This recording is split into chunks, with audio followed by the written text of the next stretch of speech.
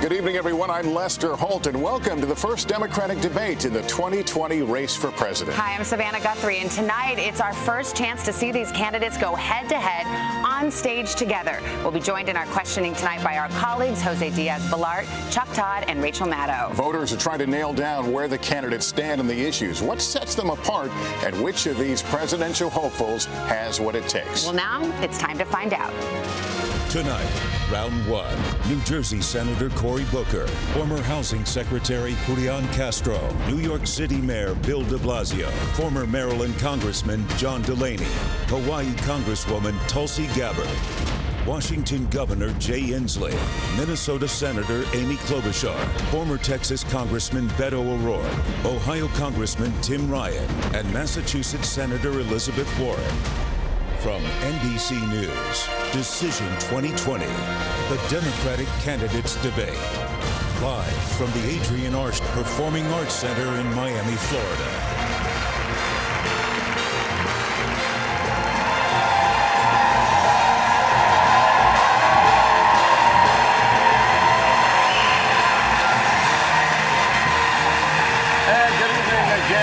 Welcome to the candidates and to our audience here in Miami, here in the Arts Center, and all across the country. Tonight, we're going to take on many of the most pressing issues of the moment, including immigration, the situation unfolding at our border, and the treatment of migrant children. And we're going to talk about the tensions with Iran, climate change, and of course, we'll talk about the economy, those kitchen table issues so many Americans face every day. And some quick rules of the road before we begin. 20 candidates qualified for this first debate. We'll hear from 10 tonight and 10 more tomorrow. The breakdown for each was selected at random. The candidates will have 60 seconds to answer and 30 seconds for any follow-ups. Because of this large field, not every person will be able to comment on every topic, but over the course of the next 2 hours, we will hear from everyone. We'd also like to ask the audience to keep the reactions to a minimum.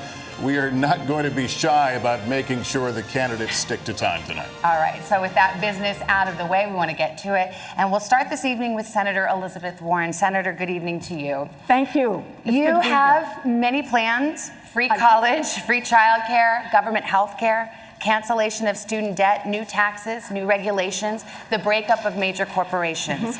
But this comes at a time when 71% of Americans say the economy is doing well, including 60% of Democrats.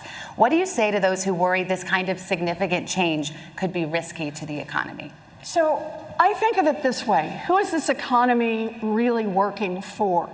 It's doing great for a thinner and thinner slice at the top. It's doing great for giant drug companies. It's just not doing great for people who are trying to get a prescription filled. It's doing great for people who want to invest in private prisons, just not for the African Americans and Latinx whose families are torn apart, whose lives are destroyed, and whose communities are ruined. It's doing great for giant oil companies that want to drill everywhere, just not for the rest of us who are watching climate change bear down upon us. When you've got a government, when you've got an economy that does great for those with money and isn't doing great for everyone else, that is corruption, pure and simple. We need to call it out, we need to attack it head on, and we need to make structural change in our government, in our economy, and in our country. Senator Klobuchar, you've called programs like free college something you might do if you were, quote, a magic genie. To be blunt, are the government programs and benefits that some of your rivals are offering giving your voters, people, a false sense of what's actually achievable? Well, first, the economy. We know that not everyone is sharing in this prosperity, and Donald Trump just sits in the White House and gloats about what's going on when you have so many people that are having trouble affording college and having trouble affording their premiums. So I do get concerned about paying for college for rich kids. I do. But I think my plan is a good one. And my plan would be to, first of all, make community college free and make sure that everyone else besides that top percentile gets help with their education. My own dad and my sister got their first degrees with community college. There's many paths to success, as well as certifications. Secondly, I'd use Pell Grants. I'd double them from $6,000 to $12,000 a year and expand it to the number of families that get covered, to families that make up to $100,000. And then the third thing I would do is make it easier for students to pay off their student loans. Because I can tell you this, if billionaires can pay off their yachts, students should be able to pay off their student loans. That's time, thank you. Congressman O'Rourke, what we've just been discussing and talking about is how much fundamental change to the economy is desirable and how much is actually doable. In that vein, some Democrats want a marginal individual tax rate of 70% on the very highest earners, those making more than $10 million a year. Would you support that? And if not, what would your top individual rate be? This economy has got to work for everyone. And right now we know that it isn't. And it's going to take all of us coming together to make sure that it does. Necesitamos incluir cada persona en el éxito de esta economía. Pero si queremos hacer eso, necesitamos incluir cada persona en nuestra democracia. Cada votante necesitamos la representación y cada voz necesitamos escuchar. Right now, we have a system that favors those who can pay for access and outcomes. That's how you explain an economy that is rigged to corporations and to the very wealthiest. A $2 trillion tax cut that favored corporations while they were sitting on record piles of cash, and the very wealthiest in this country at a time of historic wealth inequality. A new democracy that is revived because we returned power to the people, no PACs, no gerrymandering, automatic and same-day voter registration to bring in more voters, and a new Voting Rights Act to get rid of the barriers that are in place now. That's how we each have a voice in our democracy and make this economy work for everybody. That's time, sir. I'll give you 10 seconds to answer. If you want to answer the direct question, would you support a 70% individual marginal tax rate? Yes, no, or pass? I would support a tax rate and a tax code that is fair to everyone. Tax capital 70%? At the same rate that you tax ordinary income. Take that corporate tax rate up to 28%. You would generate the revenues you need to pay for the programs we're talking about. That's time. Thank you. Senator Booker, there is a debate in this party right now about the role of corporations, as you know. Senator Warren, in particular, put out a plan to break up tech companies like Facebook, Amazon, and Google. You've said we should not, quote, be running around pointing at companies and breaking them up without any kind of process. Why do you disagree? I don't think I disagree. I think we have a serious problem in our country with corporate consolidation. And you see the evidence of that in how dignity is being stripped from labor. And we have people that work full-time jobs and still can't make a living wage. We see that because consumer prices are being raised by pharmaceutical companies that often have monopolistic holds on drugs. And you see that by just the fact that this is actually an economy that's hurting small businesses and not allowing them to compete. One of the most aggressive bills in the Senate to deal with corporate consolidation is mine about corporate consolidation in the ag sector. So I feel very strongly about the need to check the corporate consolidation and let the free market work. And I'll tell you this, I live in a low-income black and brown community. I see every single day that this economy is not working for average Americans. The indicators that are being used from GDP to Wall Street's rankings is not helping people in my community. It is about time that we have an economy that works for everybody, not just the wealthiest in our nation. But quickly, Senator Booker, you did say that you didn't think it was right to name names, to name companies and single them out, as Senator Warren has. Briefly, why is that? Well, again, I will single out companies like Halliburton or Amazon that pay nothing in taxes and our need to change that. And when it comes to antitrust law, what I will do is, number one, appoint judges that will enforce it. Number two, have a DOJ and a Federal Trade Commission that will go through the processes necessary to check this kind of corporate concentration. At the end of the day, we have too much of a problem with corporate power growing. We see that with everything from Citizens United and the way they're trying to influence Washington. It's about time that we have a president that fights for the people in this country who need to have someone that's a champion for them. Thank you, Senator. Senator Warren, I mentioned you. Are you picking winners and losers? So the way I understand this is there is way too much consolidation now in giant industries in this country. That hurts workers, it hurts small businesses, it hurts independent farmers, it hurts our economy overall, and it helps constrict real innovation and growth in this economy.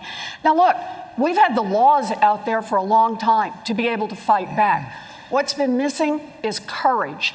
Courage in Washington to take on the giants. That's part of the corruption in this system. It has been far too long that the monopolies have been making the campaign contributions, have been funding the super PACs, have been out there making sure that their influence is heard and felt in every single decision that gets made in Washington. Where I want to start this is I want to return government to the people, and that means calling out the names of the monopolists and saying I have the courage to go after them. Thank you. Secretary Castro, the next question is for you. Democrats have been talking about the pay gap for decades. What would you do to ensure that women are paid fairly in this country? Thank you very much for that question, Lester. You know, I grew up with a mother who raised my brother Joaquin and me as a single parent. And I know what it's like to struggle. I know what it's like to rent a home and to worry about whether you're going to be able to pay the rent at the first of the month, and to see a mom work very, very hard and know that moms across this country are getting paid less simply because they're women.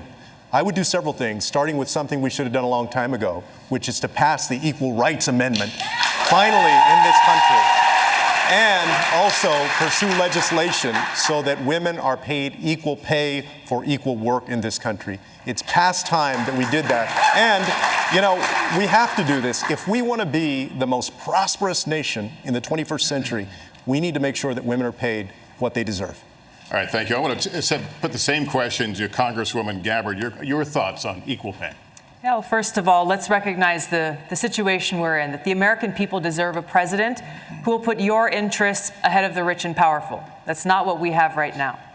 I enlisted in the Army National Guard after the al-Qaeda terror attacks on 9/11, so I could go after those who had attacked us on that day. I still serve as a major, served over 16 years, deployed twice to the Middle East, and in Congress serve on the Foreign Affairs and Armed Services Committees for over 6 years.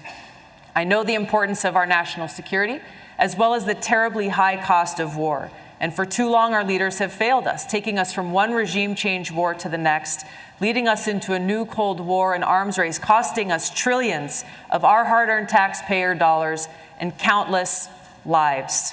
This insanity must end. As president, I will take your hard-earned taxpayer dollars and instead invest those dollars into serving your needs. Things like health care, a green economy, good-paying jobs, protecting our environment, and so much more. Mayor de Blasio, good evening. You're the mayor of the biggest city in the United States, but it's also one of the cities in the country with the greatest gap between the wealthy and the poor. How would you address income inequality?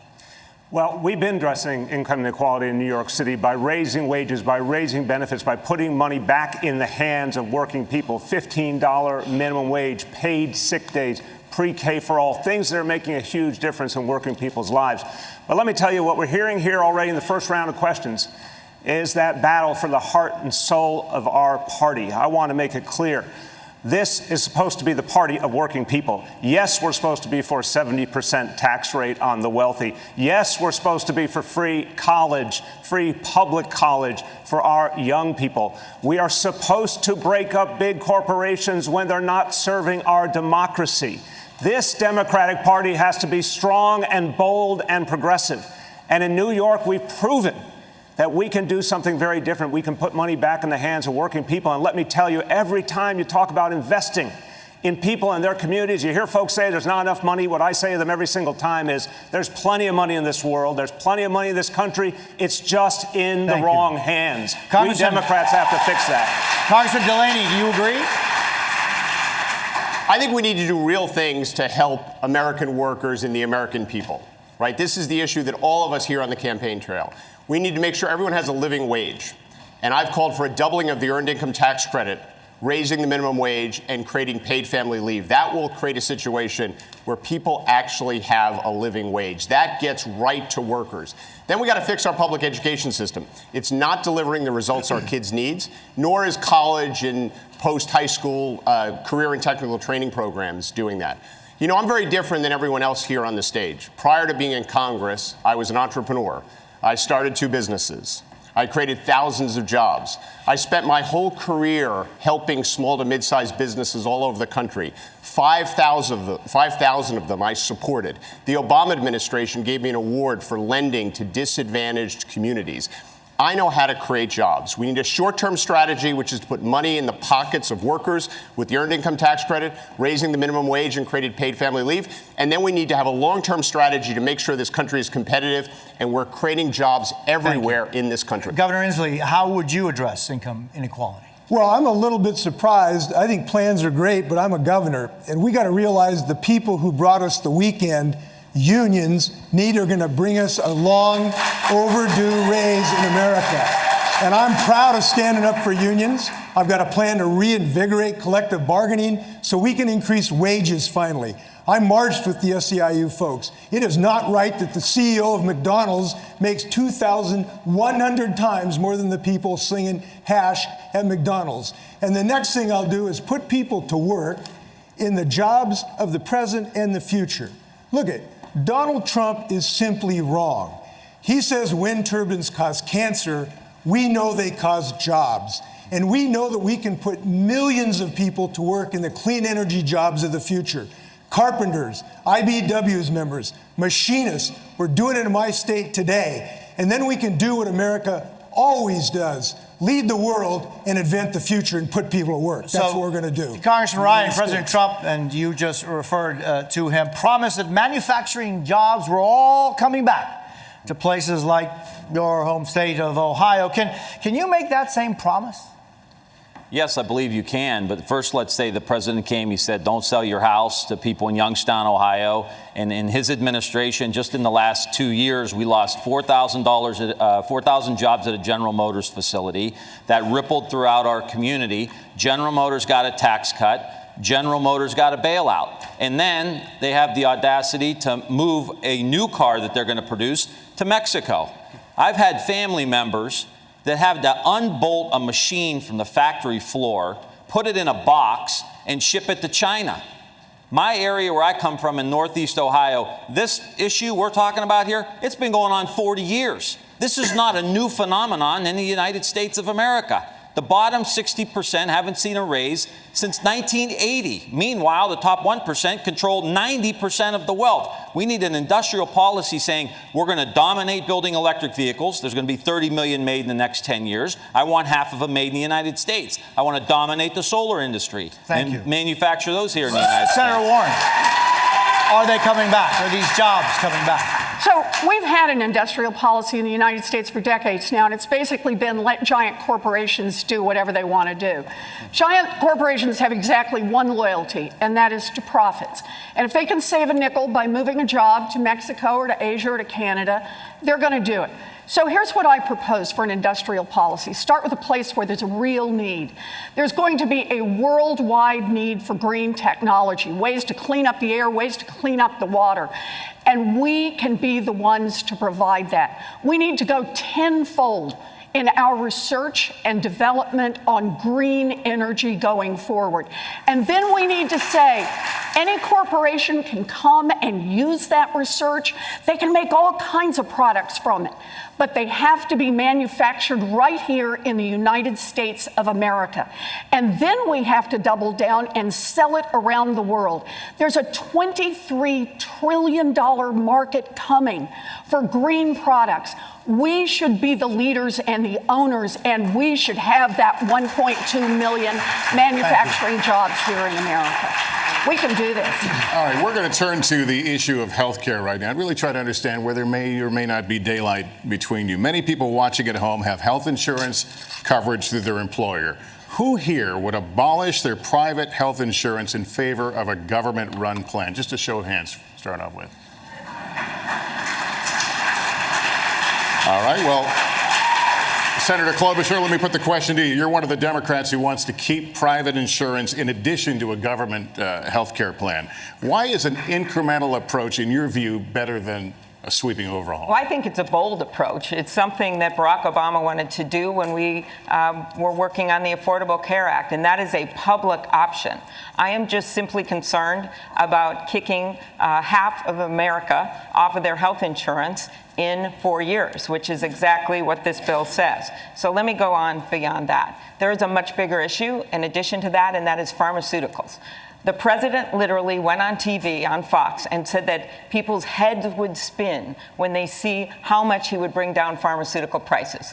Instead, 2,500 drugs have gone up in double digits since he came into office. Instead, he gave $100 billion in giveaways to the pharma companies. For the rest of us, for the rest of America, that's what we call at home, all foam and no beer. We got nothing out of it. And so my proposal is to do something about pharma, to take them on, to allow negotiation under Medicare, to bring in less expensive drugs from other countries. And pharma thinks they own Washington. Well, they don't own me. Your time is up. Thank you. Senator Warren, you signed on to Bernie Sanders' Medicare for All plan. It would put essentially everybody on Medicare and then eliminate private plans that offer similar coverage. Is that the plan or path that you would pursue as president? So yes, I'm with Bernie on Medicare for All, and let me tell you why. I spent a big chunk of my life studying why families go broke. And one of the number one reasons is the cost of health care, medical bills. And that's not just for people who don't have insurance, it's for people who have insurance. Look at the business model of an insurance company. It's to bring in as many dollars as they can in premiums and to pay out as few dollars as possible for your health care.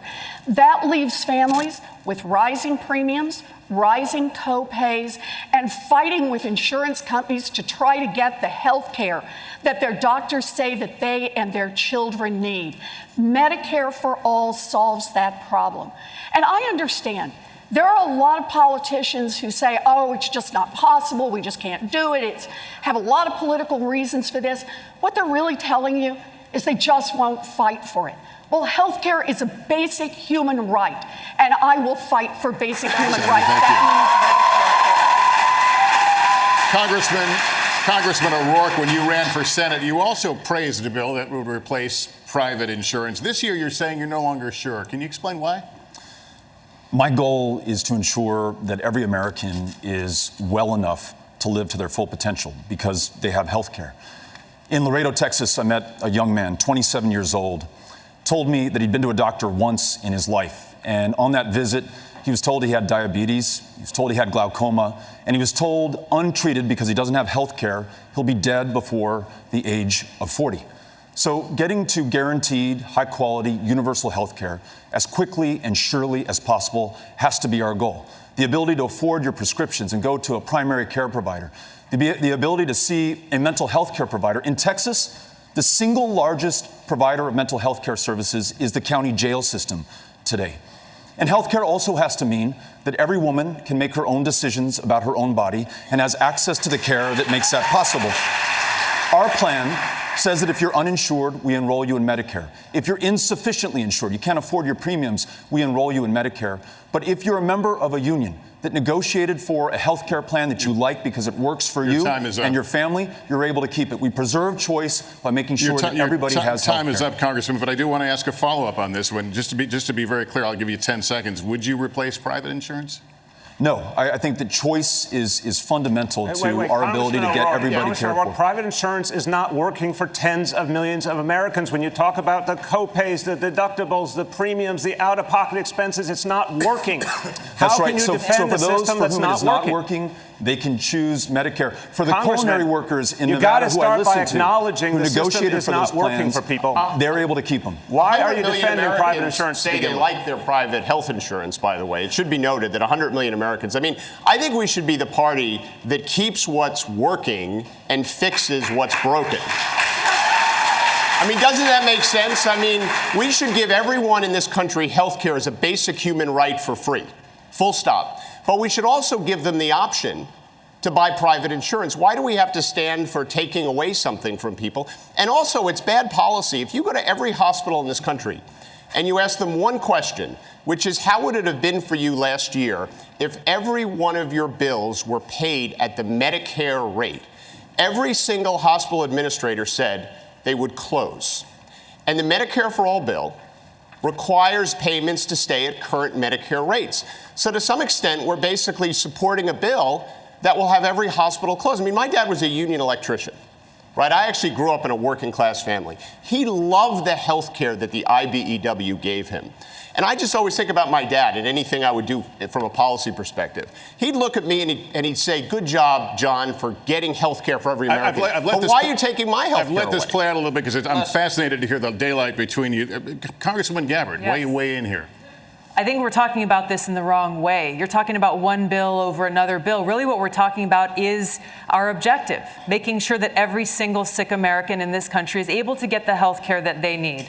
I believe Medicare for All is the way to do that. I also think that employers will recognize how much money will be saved by supporting a Medicare for All program, a program that will reduce the administrative costs, reduce the bureaucratic costs, and make sure that everyone gets that quality health care that they need. I also think if you look at other countries in the world who have universal health care, every one of them has some form of a role of private insurance. So I think that's what we've got to look at, taking the best of these ideas, but making sure unequivocally that no sick American goes without getting the care that they need, regardless of how much or little money they have in their pocket. Congresswoman, thanks. Let me turn to Senator Booker on this. Senator Booker, explain to me where you are. This is hugely important to people, so tell us where you are. I absolutely will. First of all, we're talking about this as a healthcare issue, but in communities like mine, low-income communities like mine, it's an education issue because kids who don't have health care are not going to succeed in school. It is an issue for jobs and employment because people that do not have good health care do not succeed at work. It's even a retirement issue because in my community, African Americans have a lower life expectancy because of poorer health care. And so where I stand is very clear.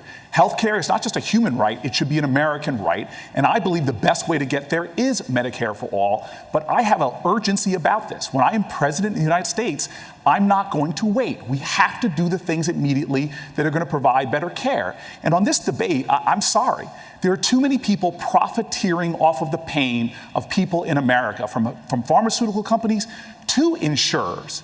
Literally, the overhead for insurers that they charge is 15%, while Medicare's overhead is only at 2%. We can do this better, and every single day I will be fighting to give people more access at more affordable costs until we get to my goal, which is every American having health care. Time is up, Senator. I want to move back, if I can, to Congresswoman Gabbard. And that is that the insurance companies last year alone sucked $23 billion in profits out of the healthcare system. $23 billion, and that doesn't count the money that was paid to executives, the money that was spent lobbying Washington. We have a giant industry that wants our healthcare system to stay the way it is, because it's not working for families, but it's sure as heck working for them. It's time for us to make families come first. It should not be an option in the United States of America for any insurance company to deny women coverage for their exercise of their right of choice. And I am the only candidate here who has passed a law protecting a woman's right of reproductive health and health insurance. And I'm the only candidate who has passed a public option. And I respect everybody's goals and plans here. But we do have one candidate that's actually advanced the ball. And we got to have access for everyone. I've done it as a public option. Senator Klobuchar, I want to get you. That's a false claim. I'm fascinated by this, Senator Klobuchar. I just want to say there's 3 women up here that have fought pretty hard for a woman's right to choose. So I'll start with that.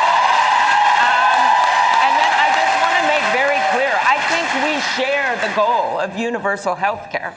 And the idea I put out there, the public option, which the governor was just talking about, this idea is that you use Medicare or Medicaid without any insurance companies involved. You could do it either way.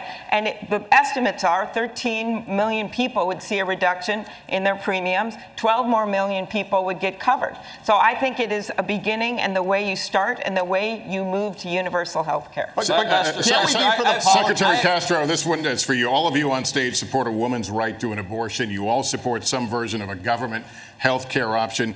Would your plan cover abortion, Mr. Secretary?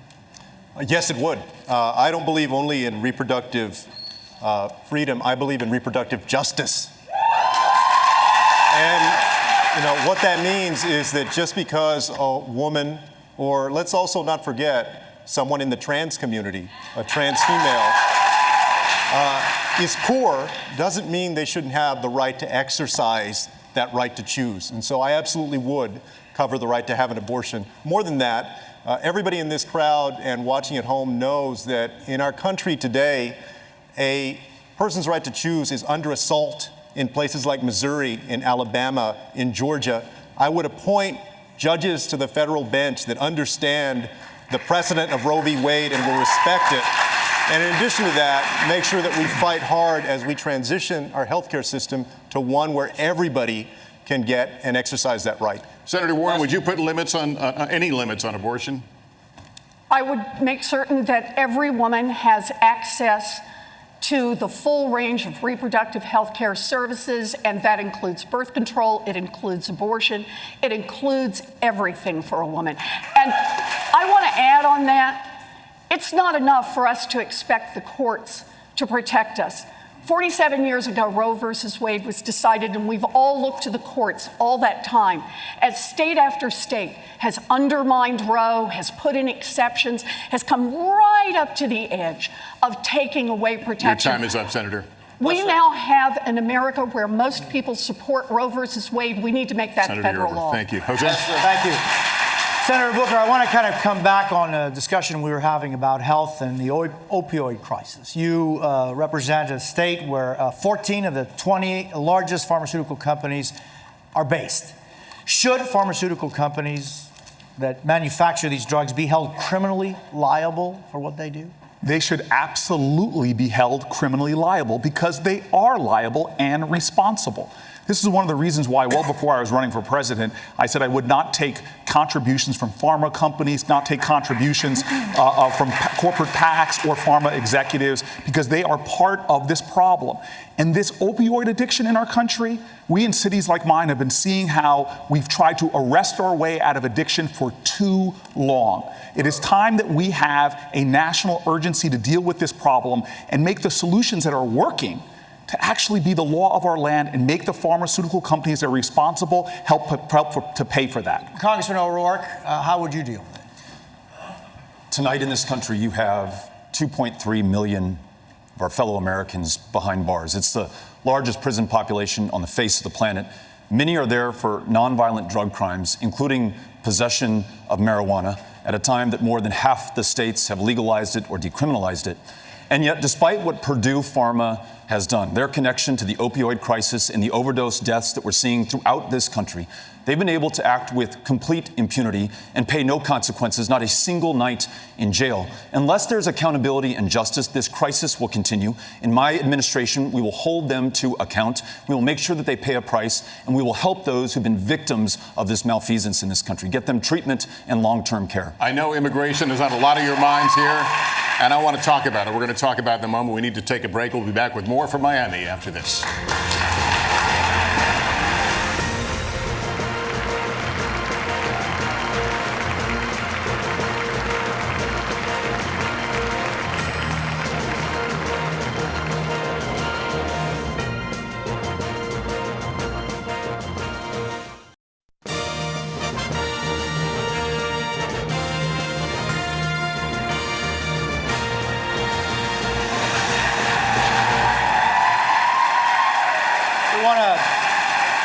Turn to an issue that has been in the news, especially this week. There are undocumented children being held alone in detention, even as close as Homestead, Florida, right here, less than 30 miles from where we are tonight. Fathers and mothers and children are dying while trying to enter the United States of America. We saw that image today that broke our hearts, and they had names. Oscar Martinez and his 23-month-old daughter Valeria died trying to cross the river to ask for asylum in this country. Last month, more than 130,000 migrants were apprehended at the southern border. Secretary Castro, if you were president today, hoy, what would you specifically do? Thank you very much, Jose. I'm very proud that in April I became the first candidate to put forward a comprehensive immigration plan. And we saw those images, watching that image of Oscar and his daughter Valeria is heartbreaking. It should also piss us all off. If I were president today, and it should spur us to action, if I were president today, I would sign an executive order that would get rid of Trump's zero tolerance policy, the Remain in Mexico policy, and the metering policy. This metering policy is basically what prompted Oscar and Valeria to make that risky swim across the river. They have been playing games with people who are coming and trying to seek asylum at our ports of entry. Oscar and Valeria went to a port of entry, and then they were denied the ability to make an asylum claim. So they got frustrated, and they tried to cross the river, and they died because of that. On day one, sorry. On day one, I would do that executive order that would address metering, and then I would follow that up in my first 100 days with immigration reform that would honor asylum claims, that would put undocumented immigrants, as long as they haven't committed a serious crime, on a pathway to citizenship, and then would go to the root cause of the issue, which is we need a Marshall Plan for Honduras and Guatemala and El Salvador, so that people can find safety and opportunity at home instead of coming to the United States to seek it. Senator Booker, what would you do on day one? And this is a situation that the next president will inherit. La situación ahora es inaceptable. Este presidente ha atacado, ha demonizado los inmigrantes. Es inaceptable y voy a cambiar este. On day one, I will make sure that, number one, we end the ICE policies and the customs and border policies that are violating the human rights. When people come to this country, they do not leave their human rights at the border. Number two, I will make sure that we reinstate DACA, that we reinstate pathways to citizenship for DACA recipients, and to make sure that people that are here on temporary protected status can stay and remain here. And then finally, we need to make sure that we address the issues that made Oscar and Valeria come in the first place by making major investments in the Northern Triangle, not like this president is doing, by ripping away the resources we need to actually solve this problem. We cannot surrender our values and think that we're going to get border security. We actually will lose security and our values. We must fight for both. Jose, if I might, very briefly, and this is an important point, my plan, and I'm glad to see that Senator Booker, Senator Warren, and Governor Inslee agree with me on this. My plan also includes getting rid of Section 1325 of the Immigration and Nationality Act, to go back to the way we used to treat this when somebody comes across the border, not to criminalize desperation, to treat that as a civil violation. And here's why it's important. We see all of this horrendous family separation. They use that law, Section 1325, to justify under the law separating little children from their families. Jose, and so I want to challenge every single candidate on this stage to support the repeal of Section 1325. 30 seconds. As my friend here said, I agree with him on that issue, but folks should understand that the separation of children from families doesn't just go on at our border. It happens in our communities as ICE are ripping away parents from their American children, spouses and the like, and are creating fear in cities all across this country where parents are afraid to even drop their kids off to school or go to work. We must end those policies as well. Discussion about immigration in this country, because look at the bottom line here. That tragic photo of that parent, that child. And I'm saying this as a father. Every American should feel that in their heart, and every American should say, that is not America. Those are not our values. But we have to get under the skin of why we have this crisis in our system, because we're not being honest about the division that's been fomented in this country. The way that American citizens have been told that immigrants somehow created their misery and their pain and their challenges. For all the American citizens out there who feel you're falling behind, who feel the American dream's not working for you, the immigrants didn't do that to you. The big corporations did that to you. The 1% did that to you. We need to be the party of working people, and that includes a party of immigrants. But first, we have to tell working people in America who are hurting that we're going to be on their side every single time against those big corporations who created this mess to begin with.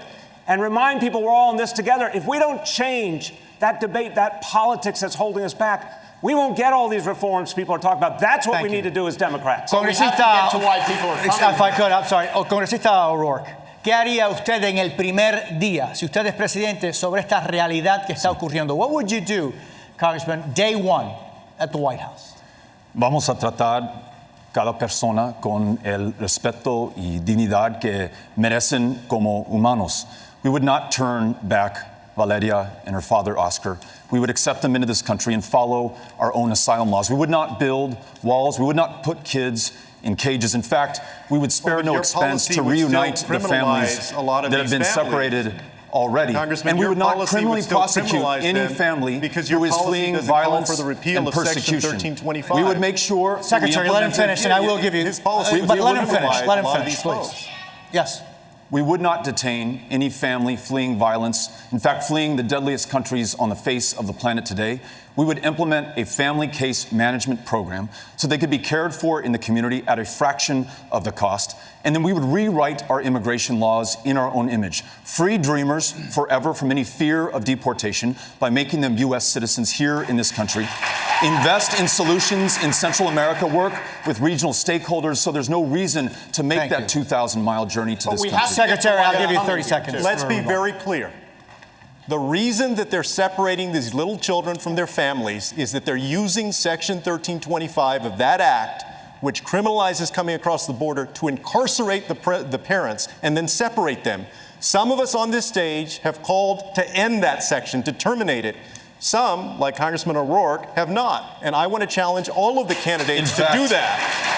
I just think it's a mistake, Bethel. I think it's a mistake. And I think that if you truly want to change the system, then we got to repeal that section. If not, then it might as well be the same policy. Let me respond to this very briefly. Actually, as a member of Congress, I helped to introduce legislation that would ensure that we don't criminalize those who are seeking asylum and refuge in this country. If you're fleeing desperation, then I want to make sure that you're treated with respect. I'm still talking about everybody else. But you're looking at just one small part of this. I'm talking about a comprehensive rewrite of our immigration laws. That's not true. And if we do that, I don't think it's asking too much for people to follow our laws when they come to this country. I'm talking about millions of folks. A lot of folks that are coming are not seeking asylum. A lot of them are undocumented immigrants, right?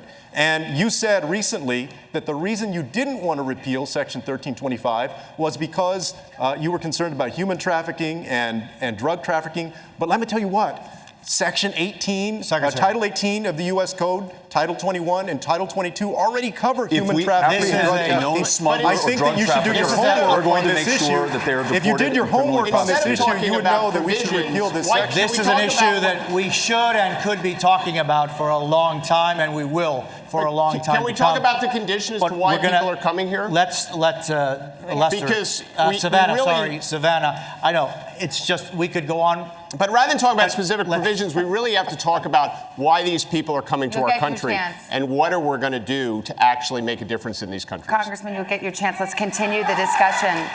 Senator Klobuchar, let's talk about what Secretary Castro just said. He wants to no longer have it be a crime to illegally cross the border. Do you support that? Do you think it should be a civil offense only? And if so, do you worry about potentially incentivizing people to come here? Immigrants, they do not diminish America. They are America. And I am happy to look at his proposal, but I do think you want to make sure that you have provisions in place that allow you to go after traffickers and allow you to go after people who are violating the law. What I really think we need to step back and talk about is the economic imperative here. And that is that 70 of our Fortune 500 companies are headed up by people that came from other countries. 25% of our U.S. Nobel laureates were born in other countries. We have a situation right now where we need workers in our fields and in our factories. We need them to start small businesses. We need their ideas. And this president has literally gone backwards at a time where our economy needs immigrants. And so my proposal is to look at that 2013 bill that passed the Senate with Republican support, to upgrade that bill, to make it as good as possible and get it done. It brings the debt down by $158 billion. Senator. It gives a path to citizenship for people who can become citizens. And it would Senator, be so much better for our economy in America. That's time. Thank you. Congressman Ryan, same question. Should it be a crime to illegally cross the border, or should it be a civil offense only? Well, I agree with Secretary Castro. I think there are other provisions in the law that will allow you to prosecute people for coming over here if they're dealing in drugs and other things. That's already established in the law. So there's no need to repeat it. And I think it's abhorrent. We're talking about this father who got killed with his daughter.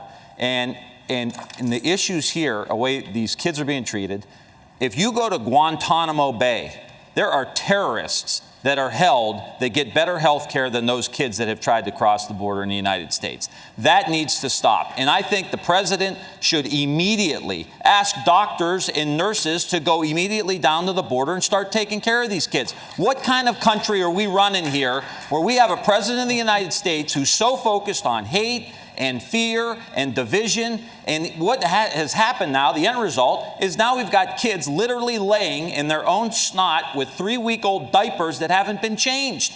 We've got to tell this president that is not a sign of strength, Mr. President. That is a sign of weakness. Senator Booker, I'll go to you. But no, a lot of people, Jose asked the question, if you're president on day one, what will you do with the fact that you will have families here? There's been a lot of talk about what you'll do in the first 100 days, about legislation. What will you actually do with these families? How will you care for them? Will they be detained or will they not be? Well, this is a related and brief point, because what we're talking about, what Secretary Castro and I are talking about, is that we have the power to better deal with this problem through the civil process than the criminal process. I have been to some of the largest private prisons, which are repugnant to me, that people are profiting off of incarceration and their immigration lockups. Our country has made so many mistakes by criminalizing things, whether it's immigration, whether it's mental illness, whether it's addiction. We know that this is not the way to deal with problems. There is a humane way that affirms human rights and human dignity and actually solve this problem. Donald Trump isn't solving this problem. We've seen under his leadership a surge at our border. We solve this problem by making investments in the Northern Triangle to stop the reasons why people are being driven here in the first place. And we make sure we use our resources to provide health care, to affirm the values and human dignity of the people that come here, because we cannot sacrifice our values, our ideals as a nation for border security. We can have both by doing this the right way. All right, Senator, thank you. Let me go to Governor Inslee on this.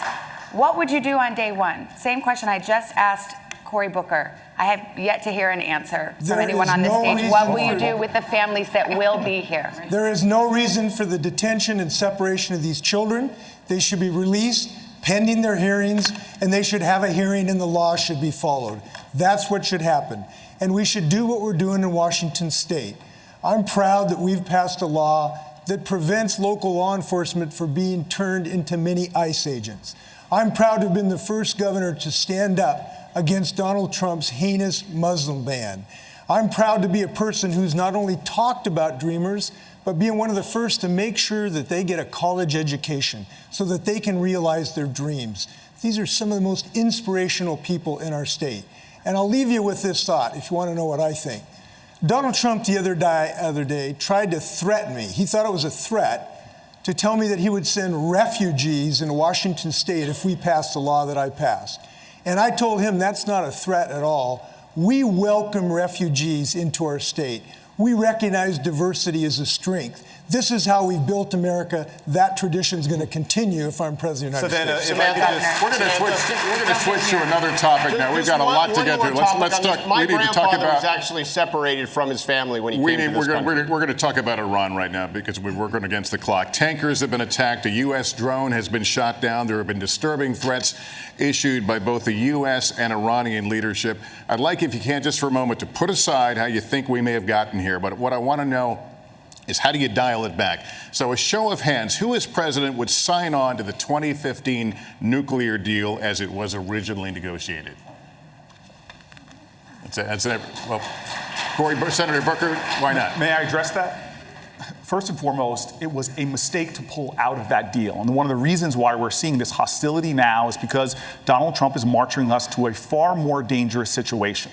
Literally, he took us out of a deal that gave us transparency into their nuclear program and pushed back a nuclear breakout 10, 20 years. And now we see Iran threatening to go further, and we're being pulled in further and further into this crisis.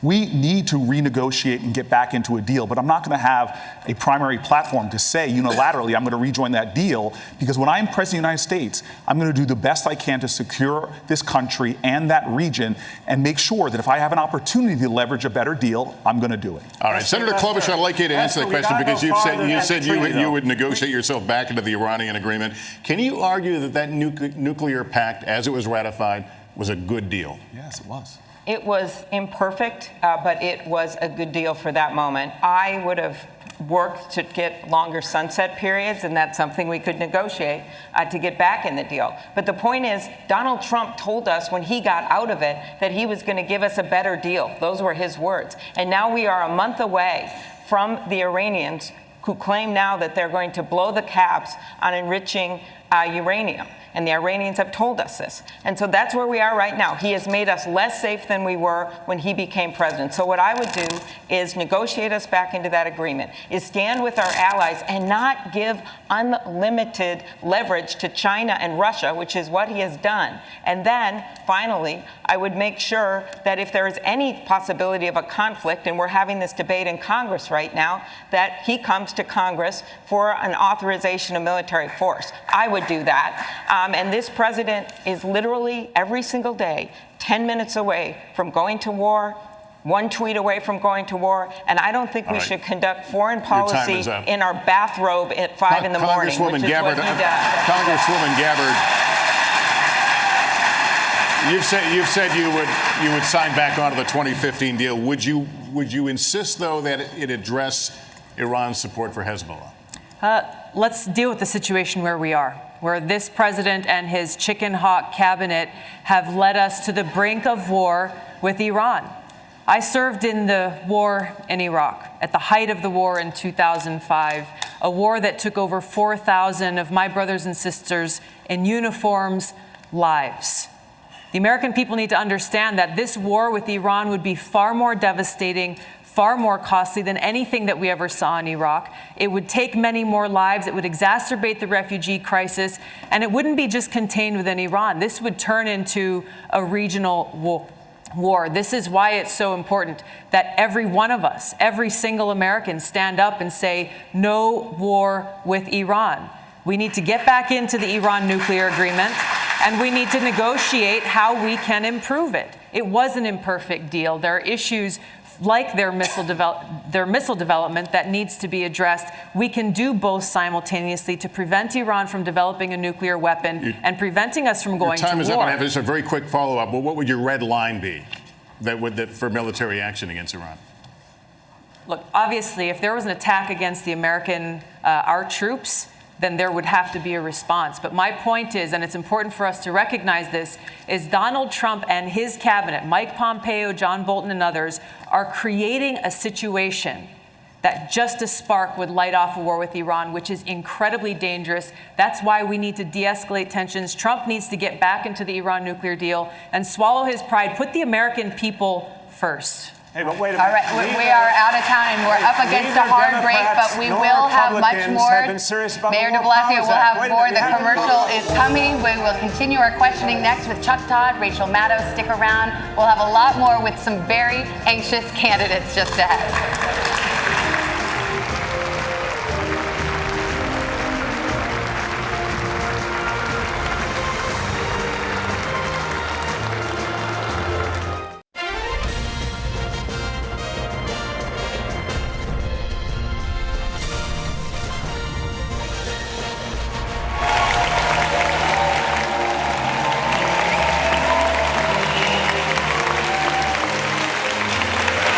Welcome back, everyone, to the first Democratic presidential debate from the Arch Center in Miami. And as we continue the questioning, time to get more members of our team in the mix. So right now, let's turn it over to Chuck Todd and Rachel Maddow. Take it away. All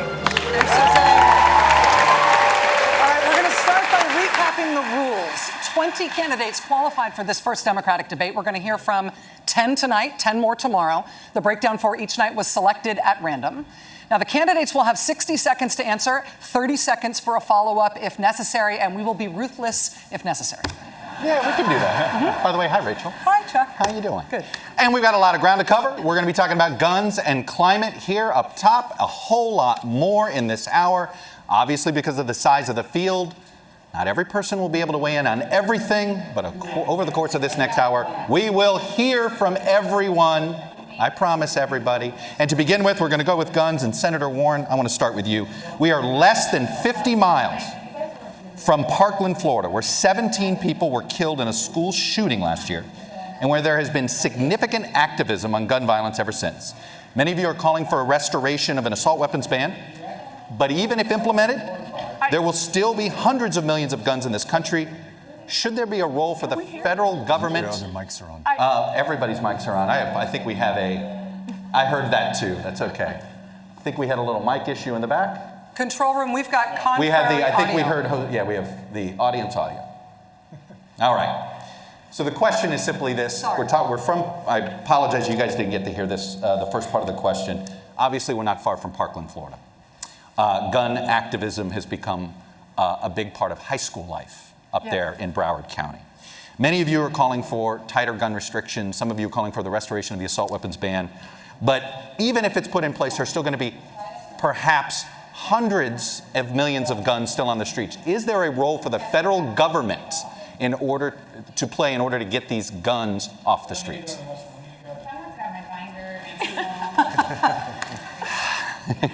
What's happening? We are hearing our colleagues' audio. If the control room could turn off the mics.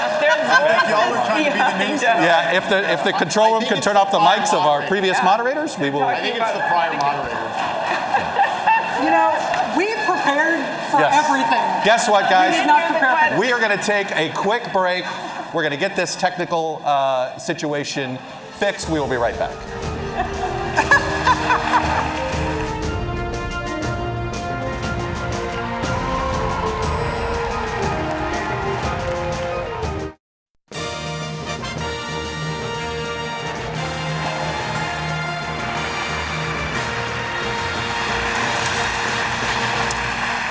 We believe we have the technical difficulties fixed. Never say that. Never say never, but we will march forward here, and I will lean forward here a little bit. Senator Warren, we're going to get to the gun question here. Parkland, Florida, it's just north of here in Broward County. As you know, it has created a lot of teenage activism on the gun issue. It has inspired a lot of you to come out with more robust plans to deal with guns, including assault weapons ban. But even if you're able to implement that, what do you do about the hundreds of millions of guns already out there? And does the federal government have to play a role in dealing with it? So, in this period of time that I've been running for president, I've had more than 100 town halls. I've taken more than 2,000 unfiltered questions. And the single hardest question I've gotten, I got one from a little boy and I got one from a little girl. And that is to say, when you're president, how are you going to keep us safe? That's our responsibility as adults. 7 children will die today from gun violence, children and teenagers. And they won't just die in mass shootings.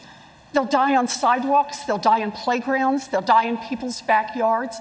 Gun violence is a national health emergency in this country, and we need to treat it like that. So what can we do? We can do the things that are sensible. We can do the universal background checks.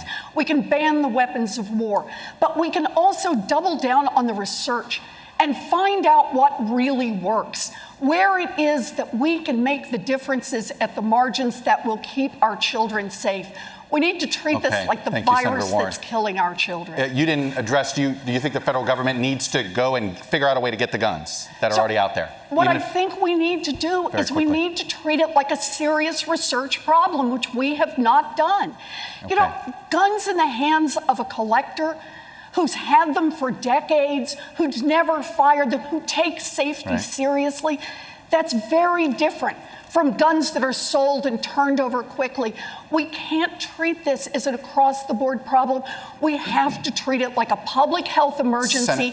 That means bring data to bear, and it means make real change in this country, whether it's politically popular or not. Senator Booker, you have a program. We need to fight for our children. Senator Booker, you have a federal government buyback program in your plan. How is that going to work? Well, first of all, I want to say my colleague and I both have been hearing this on the campaign trail. But what's even worse is I hear gunshots in my neighborhood. I think I'm the only one, I hope I'm the only one on this panel here that had 7 people shot in their neighborhood just last week.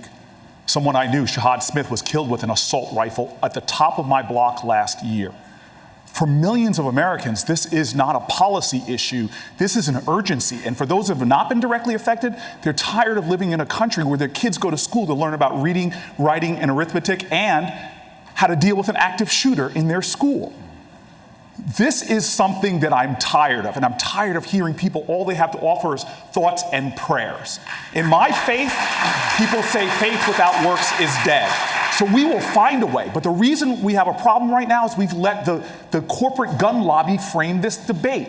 It is time that we have bold actions and a bold agenda. I will get that done as President of the United States because this is not about policy, this is personal. Thank you, Senator Booker. Secretary Castro, I'd like to talk to you about something that Senator Booker just mentioned there, the idea of active shooter drills in schools. As school shootings seem like an almost every day or every week occurrence now, they don't make a complete news cycle anymore, no matter the death toll. As parents are so afraid as their kids go off to school that their kids will be caught up in something like this, next to nothing has changed in federal law that might affect the prevalence of school shootings. Is this a problem that is going to continue to get worse over our lifetimes? Or is there something that you would do as president that you really think would turn it around? Yeah, Rachel, I'm the dad of a 10-year-old girl, Karina, who's here tonight. And the worst thing is knowing that your child might be worried about what could happen at school, a place that's supposed to be safe. The answer to your question is no, we don't have to accept that. And I believe that on January 20th, 2021, at 12:01 p.m., we're going to have a Democratic president, a Democratic House, and a Democratic Senate. And the activists of Parkland, folks from Moms Demand, who have risen up across the United States and inspired so many people. You know, we may not have seen yet legislative action, but we're getting closer. The House took a vote. In the Senate, the question often is, if the decision is between 60 votes, a filibuster, or passing common sense gun reform, I'm going to choose common sense gun reform. So I believe that we're going to be able to get that done in 2021. Secretary Castro, thank you. Rachel, I have something to add to this briefly. We'll give you 30 seconds for follow-up on that question, on that answer from Secretary Castro. Congressman Ryan. You're talking about in the schools. These kids are traumatized. I support all the gun reforms here. We need to start dealing with the trauma that our kids have. We need trauma-based care in every school. We need social and emotional learning in every school. 90% of the shooters who do school shootings come from the school they're in, and 73% of them feel shamed, traumatized, or bullied. We need to make sure that these kids feel connected to the school. That means a mental health counselor in every single school in the United States. We need to start playing offense. If our kids are so traumatized that they're getting a gun and going into our schools, we're doing something wrong too, and we need reform around trauma-based care. Congressman O'Rourke, you're a Texan who's campaigned all over the state in 2018 in the most conservative parts there. What do you tell a gun owner who may agree with you on everything else? Okay, but says, you know what, the Democrats, if I vote for them in there, they're going to take my gun away. And even though I agree with you on all these other issues, how do you have that conversation? Here's how we had that conversation in Texas. I shared with them what I learned from those students who survived the Santa Fe High School shooting. A young student named Bree, her friend Marcel, who survived another shooting, the mother of a victim who lost her life, Rhonda Hart. They talked about universal background checks where you close every loophole. We know that they save lives. talked about ending the sales of assault weapons into our communities. Those weapons of war were designed to kill people as effectively and as efficiently as possible. They should belong on the battlefield and not in our communities. Red flag laws, so that if someone poses a danger to themselves or to someone else, they're stopped before it's too late. And what I found in each one of those 254 counties is that Democrats and independents and Republicans, gun owners and non-gun owners alike, agreed.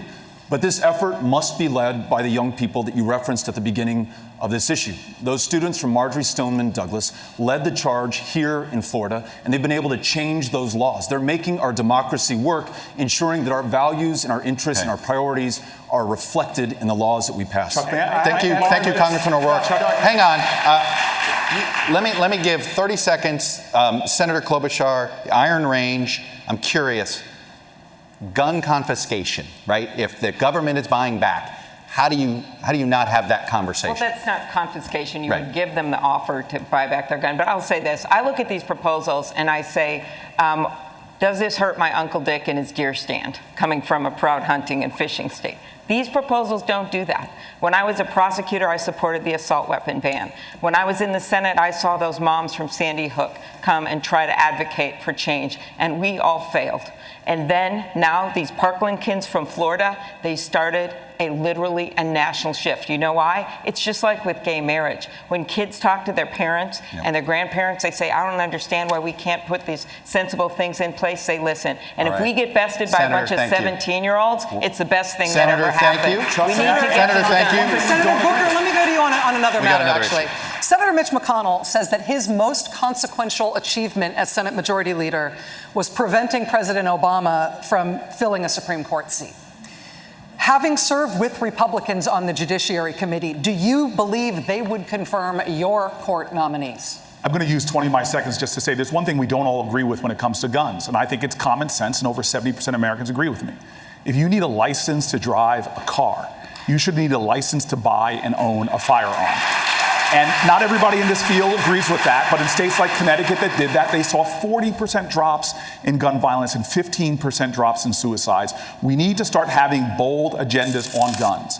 When it comes to the Supreme Court, very clearly, I agree with my friend, Secretary Castro, we are going to get to 50 votes in the Senate. This is a team sport. Whoever is our nominee needs to campaign in places like South Carolina because we can elect Jamie Harrison.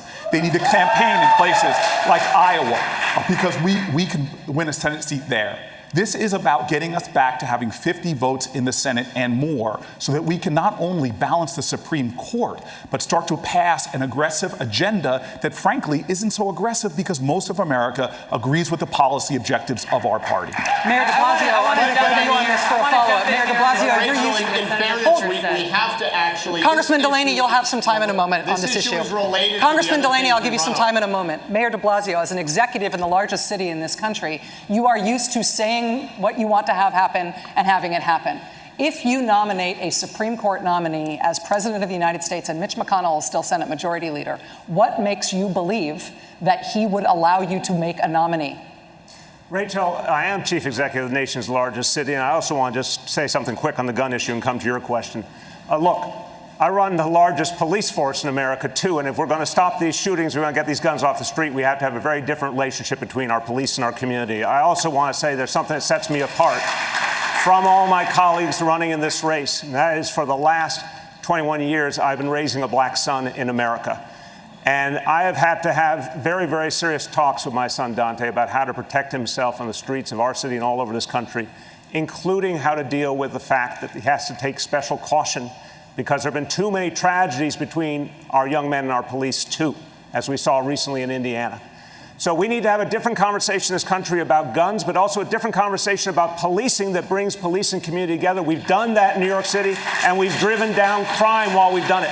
But to your question about Mitch McConnell, there's a political solution that we have to come to grips with. If the Democratic Party would stop acting like the party of the elites and be the party of working people again and go into states, including red states, to convince people we're on their side, we can put pressure on their senators to actually have to vote for the nominees that are put forward.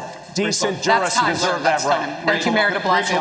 Senator Warren, I'm going to get you. I will get you 30 seconds. I promise. Let me get this question. We're trying. I know you guys, we got other issues we're trying to get to, including a big one coming up in a minute. But Senator Warren, I want to continue on the Mitch McConnell thing because you have a lot of ambitious plans. You have a plan for that. Okay. We talked about the Supreme Court. Do you have a plan to deal with Mitch McConnell if you don't beat him in the Senate? If he's still sitting there as the Senate Majority Leader, it's very plausible you be elected president with a Republican Senate. Do you have a plan to deal with Mitch McConnell? I do.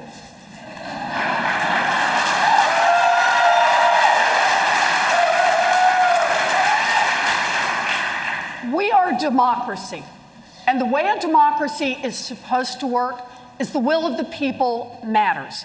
Now, we for far too long have had a Congress in Washington that has just completely dismissed what people care about across this country. They have made this country work much better for those who can make giant contributions, made it work better for those who hire armies of lobbyists and lawyers, and not made it work for the people. Well, here's how I see this happening. Number one, sure, I want to see us get a Democratic majority in the Senate. But short of a Democratic majority in the Senate, you better understand, the fight still goes on. It starts in the White House, and it means that everybody we energize in 2020 stays on the front lines come January 2021.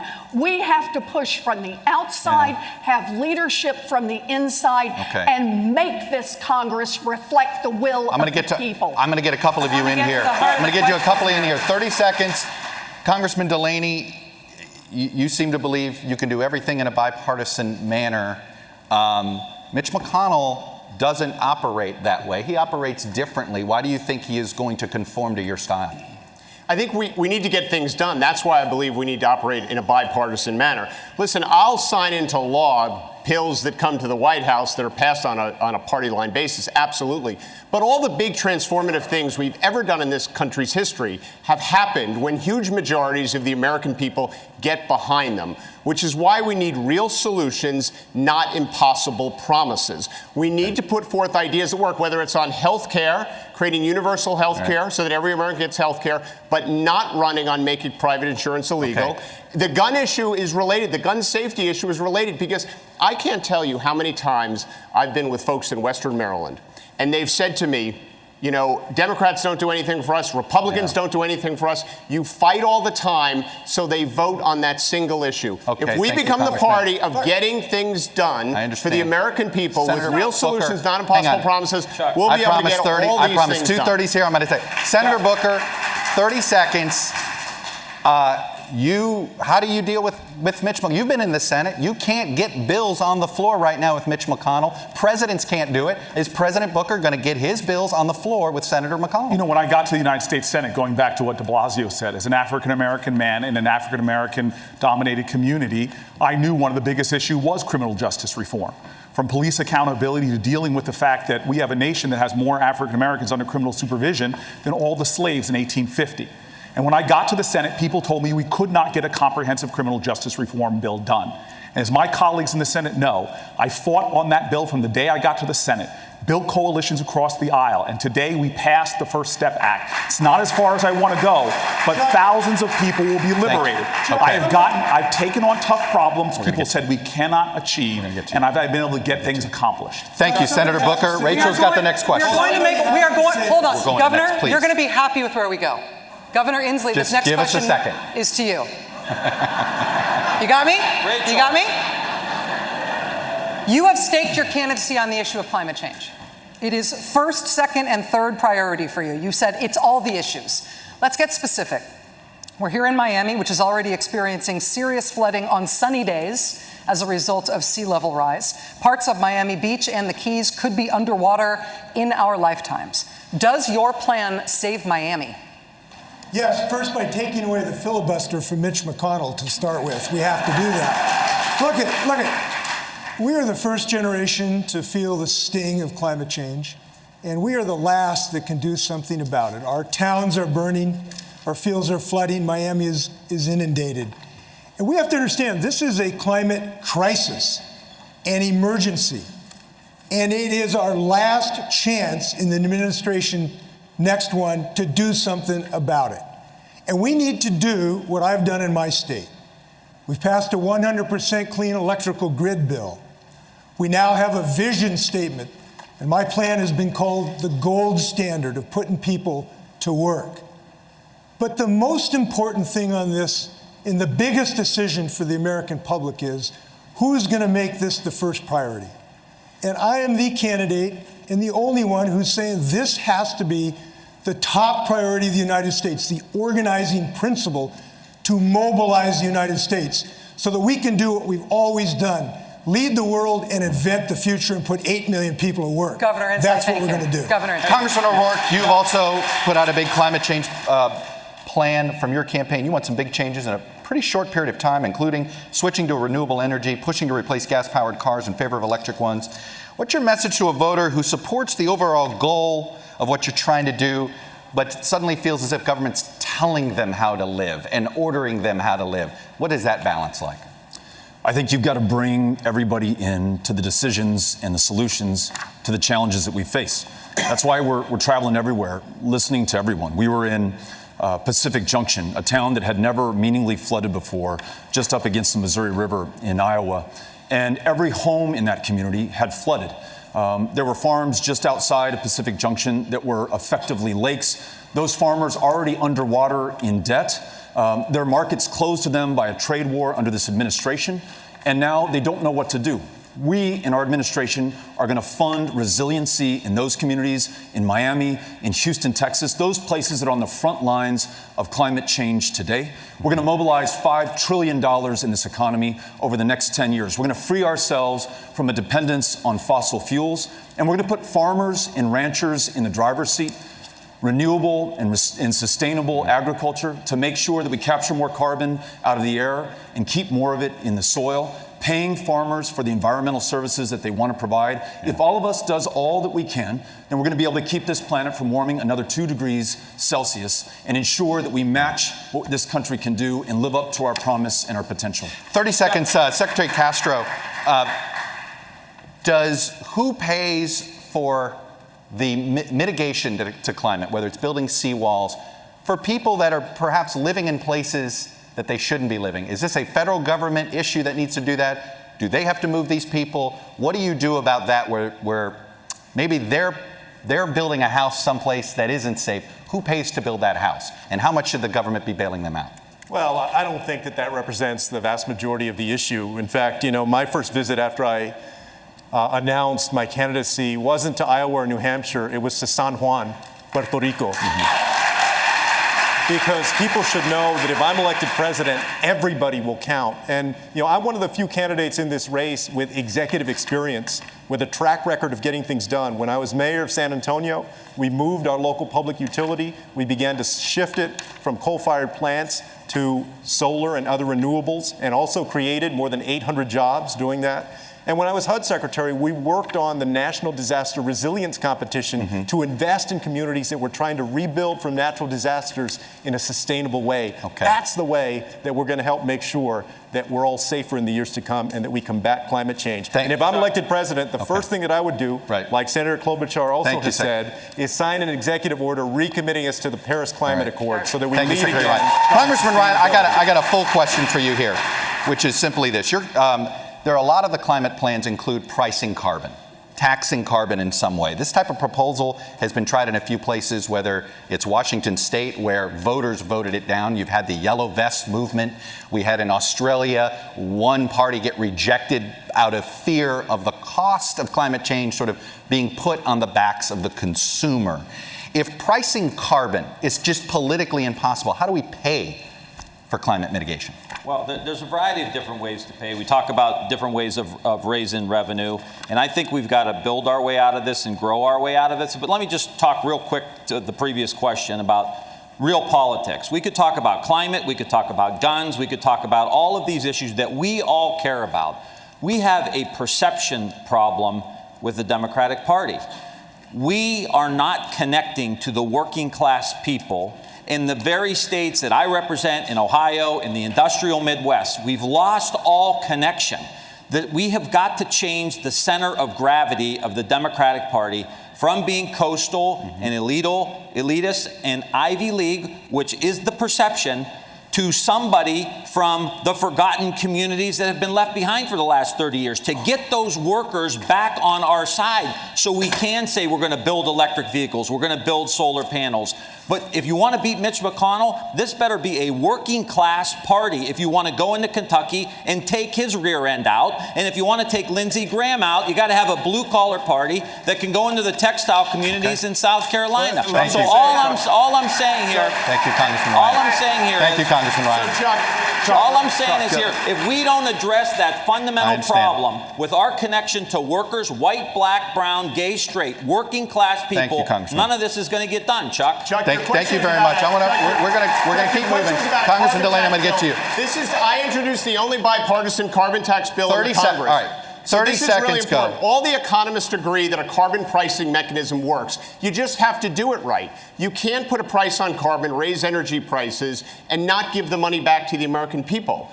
My proposal, which is put a price on carbon, give a dividend back to the American people. It goes out one pocket, back in the other. Thank you, Congressman. I can get that passed my first year as president with a coalition of every Democrat in the Congress and the Republicans who live in coastal states. Because Republicans in Florida, they actually care about this issue. This has got to be our way forward if we're actually serious about this issue. Congresswoman Gabbard, we're going to move here. One of the first things you did after launching your campaign was to issue an apology to the LGBTQ community about your past stances and statements on gay rights. After the Trump administration's rollbacks of civil rights protections for many in that community, why should voters in that community, or voters that care about this issue in general, trust you now? Well, let me say that there is no one in our government at any level who has the right to tell any American who they should be allowed to love or who they should be allowed to marry. My record in Congress for over 6 years shows my commitment to fighting for LGBTQ equality. I serve on the Equality Caucus and recently voted for passage of the Equality Act. Maybe many people in this country can relate to the fact that I grew up in a socially conservative home, held views when I was very young that I no longer hold today. I've served with LGBTQ service members, both in training and deployed downrange. I know that they would give their life for me, and I would give my life for them. It is this commitment that I'll carry through as President of the United States, recognizing that there are still people who are facing discrimination in the workplace, still people who are unable to find a home for their families. It is this kind of discrimination that we need to address. But it's not enough. It's not enough. If I can add to this, it's very important. 30 seconds, this is not enough. Look, civil rights is some place to begin, but in the African American civil rights community, another place to focus on was to stop the lynching of African Americans. We do not talk enough about trans Americans, especially African American trans Americans, and the incredibly high rates of murder right now. We don't talk enough about how many children, about 30% of LGBTQ kids, who do not go to school because of fear. It's not enough just to be on the Equality Act. I'm an original co-sponsor. We need to have a president that will fight to protect LGBTQ Americans every single day from violence. Thank you, Senator Booker. Senator Klobuchar, let me put this to you. On the issue of civil rights, for decades, on the issue of civil rights and demographics, honestly, and politics, for decades, the Democratic Party has counted on African American voter turnout as step one to winning elections on a national level. Democrats are counting on the Latino community now and in the future in the same way. What have you done for Black and Latino voters that should enthuse them about going to the polls for you if you're your party's nominee? My life and my career and my work in the Senate has been about economic opportunity. And to me, this means better child care for everyone in this country. And when you want to have an economy that works, you need to have retirement that works. You need to have public schools that work. And you also need to make sure that those communities are able to get those jobs of the future, the STEM jobs. In fact, Donald Trump, one of the first bills that he signed, of the 34 he signed where I was the lead Democrat, okay, that's a first up here, was one that was about that, making sure minority community members could share in those jobs. So to me, this is about a few things. It's about an African-American woman that goes to a hospital in New Orleans, says her hands are swollen, and then doctor ignores her and her baby dies. It's about the fact that African-American women make 61 cents for every dollar a white man makes. So in short, we need to, one, and I will do this in my first 100 days as president, we will work to make sure everyone can vote at this table. Everyone can vote in this country. And we will also go to the next step of criminal justice reform. Senator Booker and I worked on that First Step Act, but we should go to the Second Step Act, which is to help all our communities across. Senator, thank you very much. 30-second follow-up to you. Secretary Castro, this is a 70% Latino city here in Miami. You are the only Latino Democrat who is running this year in the presidential race. Is that enough of an answer? What Senator Klobuchar is describing there, an economic justice agenda, is that enough to mobilize Latino voters to stand with the Democratic Party in a big way? Well, I also think that we have to recognize racial and social justice. And, I was in Charleston not too long ago, and I remembered that Dylan Roof went to the Mother Emanuel AME Church, and he murdered 9 people who were worshiping, and then he was apprehended by police without incident. Well, but what about Eric Garner and Tamir Rice and Laquan McDonald and Sandra Bland and Pamela Turner and Antonio Arce? I'm proud that I'm the only candidate so far that has put forward legislation that would reform our policing system in America and make sure that no matter what the color of your skin is, that you're treated the same, including Latinos who were mistreated too oftentimes by police. Secretary Castro, thank you.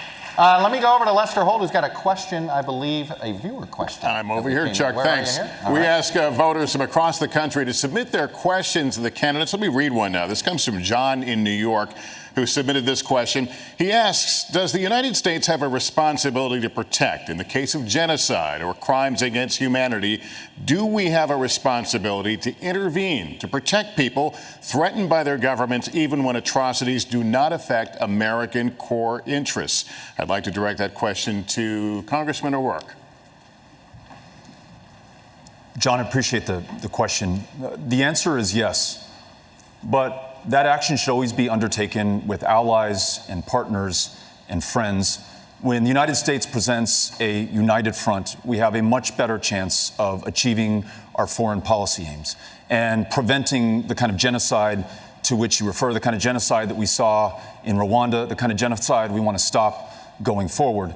But unfortunately, under this administration, President Trump has alienated our allies and our friends and our alliances. He's diminished our standing in the world, and he's made us weaker as a country, less able to confront challenges, whether it's Iran or North Korea or Vladimir Putin in Russia, who attacked and invaded our democracy in 2016, and who President Trump has offered another invitation to do the same.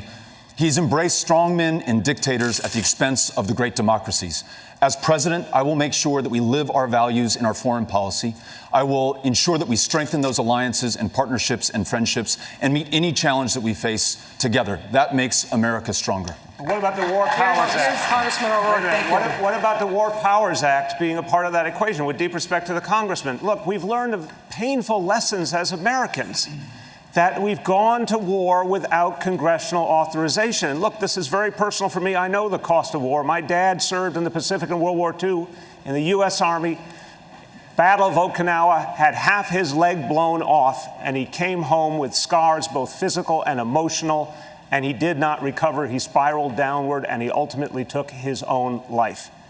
And that battle didn't kill him, but that war did. And look, even in the humanitarian crisis, and I think we should be ready, Congressman, to intervene. God forbid there is a genocide, but not without congressional approval. Democrats and Republicans, both in the Congress, have not challenged presidents and have let them get away with running the military without the congressional approval. We learned a lesson in Vietnam we seem to have forgotten. The decisions have to be made by the United States Congress. I want to pick up this point, and I want to people. put this to Congressman Ryan. Today, the Taliban claimed responsibility for killing 2 American service members in Afghanistan. Leaders as disparate as President Obama and President Trump have both said that they want to end U.S. involvement in Afghanistan, but it isn't over for America. Why isn't it over? Why can't presidents of very different parties and very different temperaments get us out of there? And how could you? I appreciate that question. So I've been in Congress 17 years. And 12 of those years, I've sat on the Armed Services Committee, either the Defense Appropriations Committee or the Armed Services Committee. And the lesson that I've learned over the years is that you have to stay engaged in these situations. Nobody likes it. It's long. It's tedious. But right now we have, so I would say we must be engaged in this. We must have our State Department engaged. We must have our military engaged to the extent they need to be.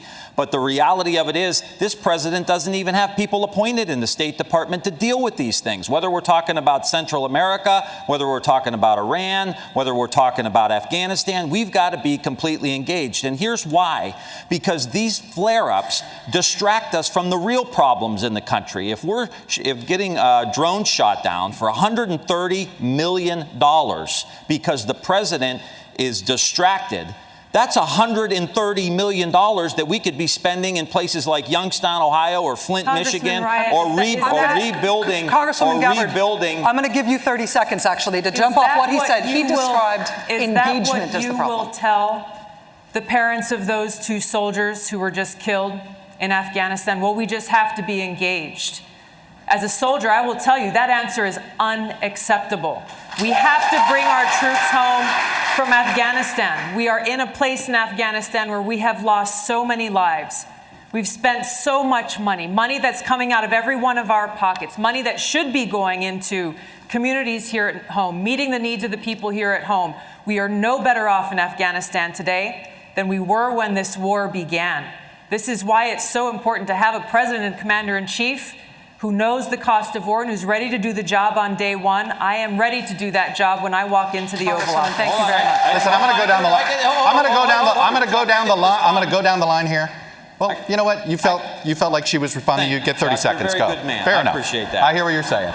I would just say I don't want to be engaged. I wish we were spending all this money in places that I've represented that have been completely forgotten and we were rebuilding. But the reality of it is, if the United States isn't engaged, the Taliban will grow and they will have bigger, bolder terrorist acts. We have got to have some present there. The Taliban was there long before we came in. They'll be there long before we leave. Well, we cannot keep U.S. troops deployed to Afghanistan thinking that we're going to somehow squash this Taliban that has been there, that every other country that's tried has failed. I didn't say squash them. When we weren't in there, they started flying planes into our buildings. So I'm just saying right now, the Taliban didn't attack us on 9/11. Al-Qaeda did. Well, I understand. Al-Qaeda attacked us on 9/11. I understand. That's why I and so many other people joined the military to go after Al-Qaeda, not the Taliban.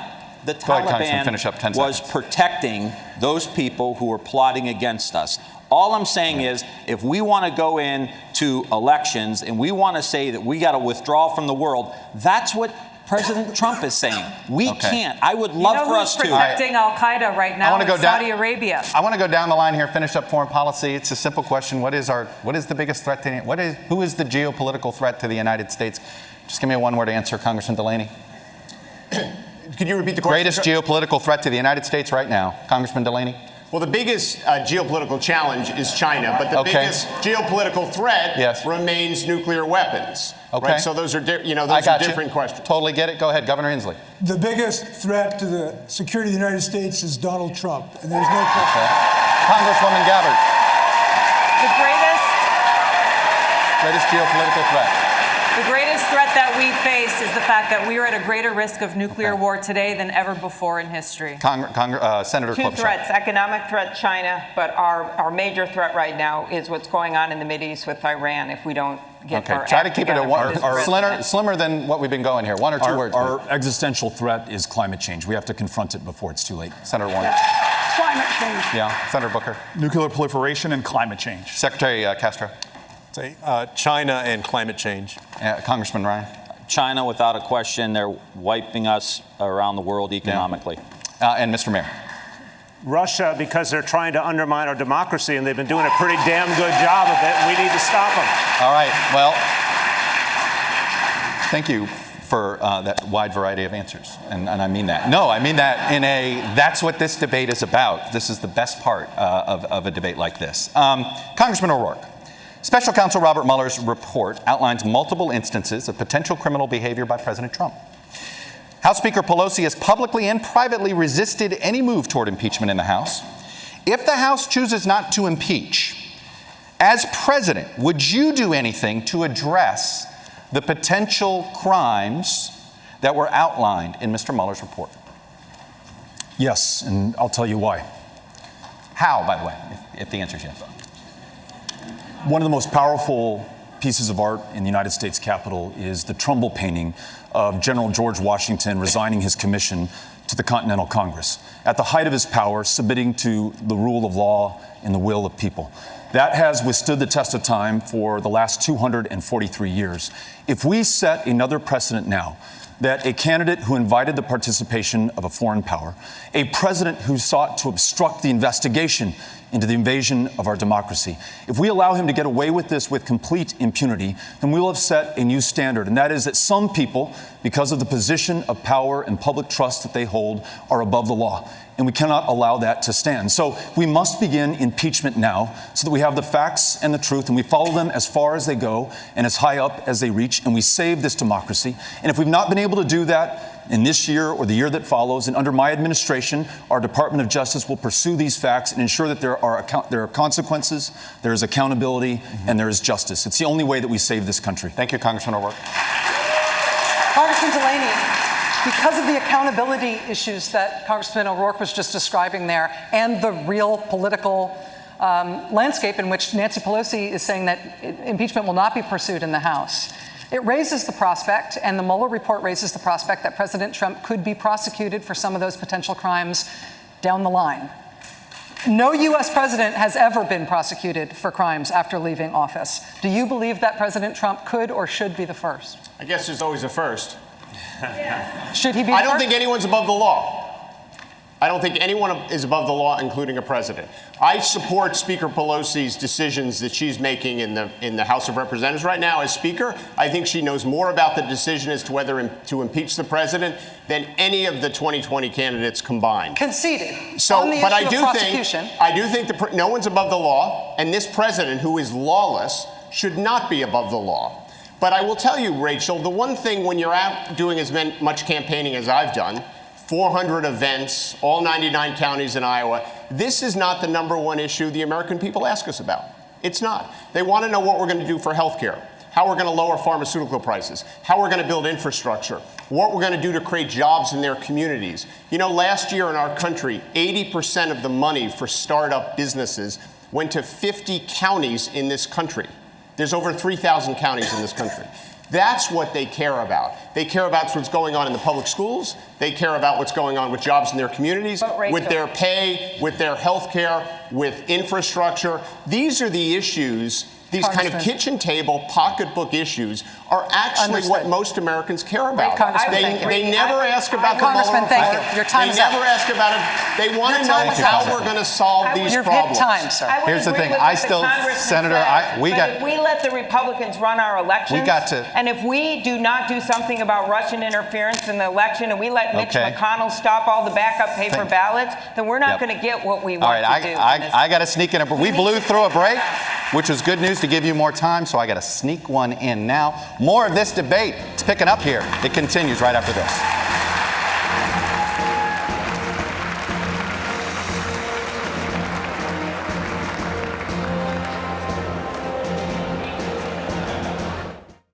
Don't miss night 2 of the Democratic debate as 10 more candidates battle it out tomorrow at 9 Eastern on NBC, MSNBC, and Telemundo.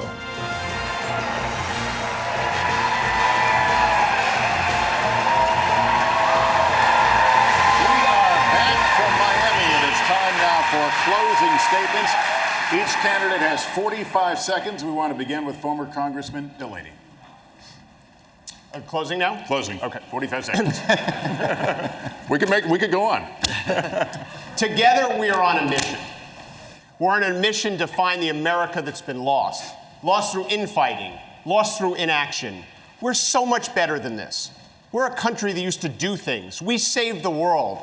We created the American dream for millions of people like myself, the grandson of immigrants, the son of a union electrician who went on to become a successful business leader and create thousands of jobs. But we did these things with real solutions, not with impossible promises. And those are the roots that we have to get back to. I'm running for president to solve these problems, to build infrastructure, to fix our broken healthcare system, to invest in communities that have been left behind, to improve public education. I just don't want to be your president to be your Congressman, president. your 45 I seconds want is to over. be your president to do the job. Thank you, This is sir. not about me. This is about getting America working again. Thank you.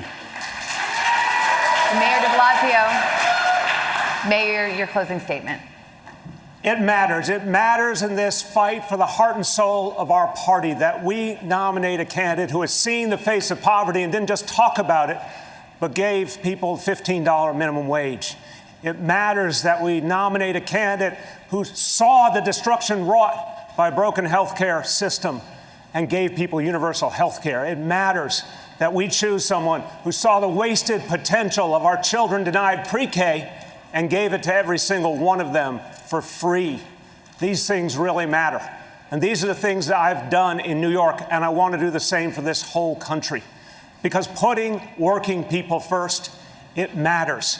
We need to be that party again. Let's work together. With your help, we can put working people first again in America. Thank you, Mayor de Blasio. Right on time. Governor Inslee, 45 seconds. Trinity and I have 3 grandchildren. We love them all. And when I was thinking about whether to run for president, I made a decision. I decided that on my last day on earth, I wanted to look them in the eye and tell them I did everything humanly possible to protect them from the ravages of the climate crisis. And I know to a moral certainty, if we do not have the next president who commits to this as the top priority, it won't get done. And I am the only candidate, frankly, I'm surprised. I am the only candidate who's made this commitment to make it the top priority. If you join me in that recognition of how important this is, we can have a unified national mission. We can save ourselves. We can save our children. We can save our grandchildren. And we can save literally the life on this planet. This is our moment. Governor, thank you. Congressman Ryan, your 45 seconds. There's nothing worse than not being heard. Nothing worse than not being seen. And I know that because I've represented for 17 years in Congress a forgotten community. They've tried to divide us, who's white, who's black, who's gay, who's straight, who's a man, who's a woman. And they ran away with all the gold because they divided the working class. It's time for us to come together. I don't know how you feel, but I'm ready to play some offense. I come from the middle of industrial America, but these problems are all over our country. There's a tent city in LA. There's homeless people and people around our country who can't afford a home. It's time for us to get back on track. The teacher in Texas, the nurse in New Hampshire, the waitress in Wisconsin, all of us coming together, playing offense with an agenda that lifts everybody up. Thank you, I will only Congressman. promise you one thing. When I walk into that Oval Office every morning, you will not be forgotten. Thank you, Your Congressman. voice will be heard. Thank you. Congresswoman Gabbard, you have 45 seconds for your closing. You know, our nation was founded on the principles of service above self. People who fled kings who literally prospered on the backs and the sacrifices of people. Coming here to this country, instead putting in place a government that is of, by, and for the people.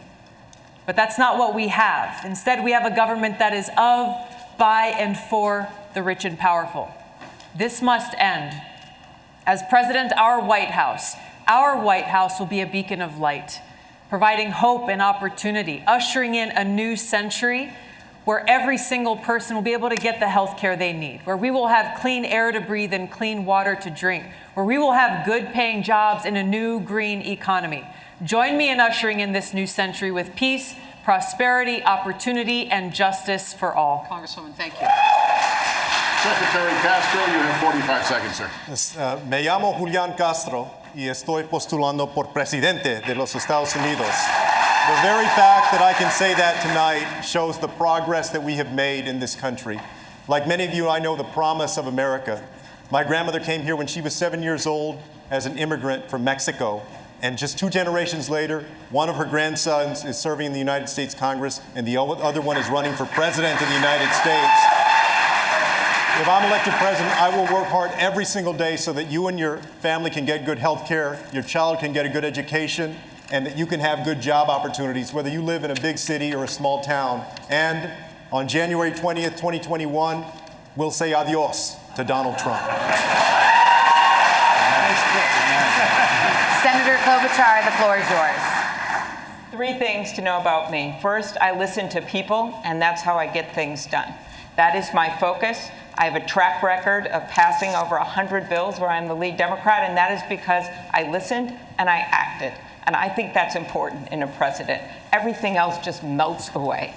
Secondly, I'm someone that can win and beat Donald Trump. I have won every place, every race, and every time. I have won in the reddest of districts, ones that Donald Trump won by over 20 points. I can win in states like Wisconsin and Iowa and in Michigan. And finally, yeah, I am not the establishment party candidate.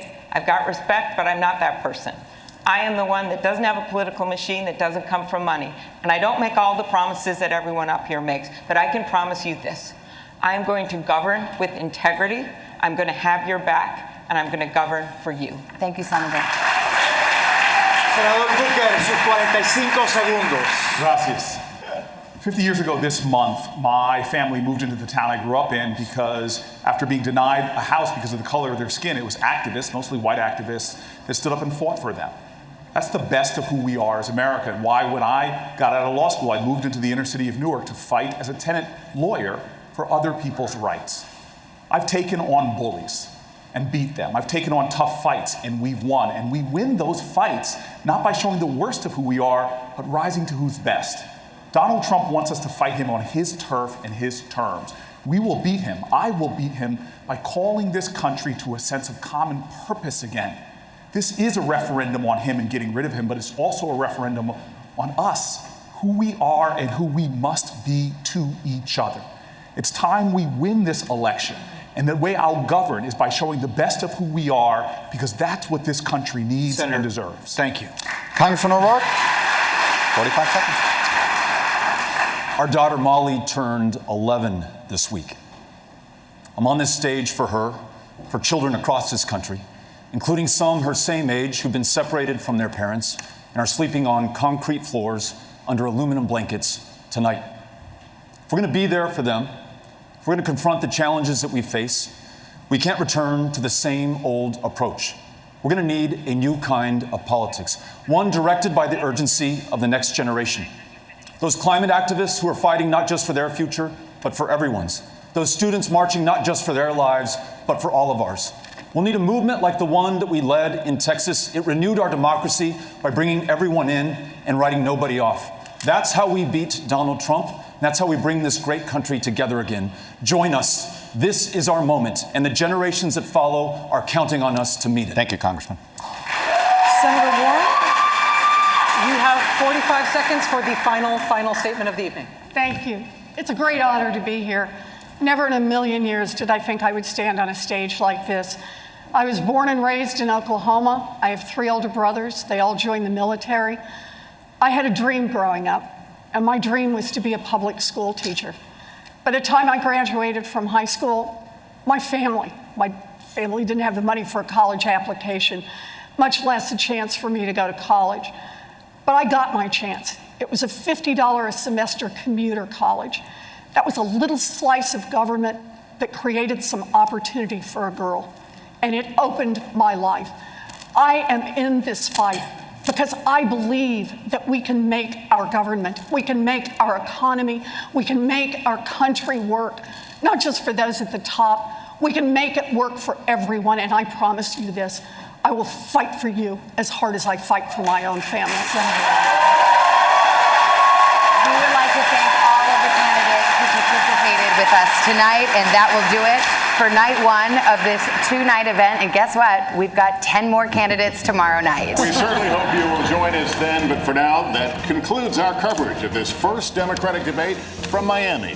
For Savannah, Jose, Chuck, and Rachel, I'm Lester Holt. Have a good night, everyone.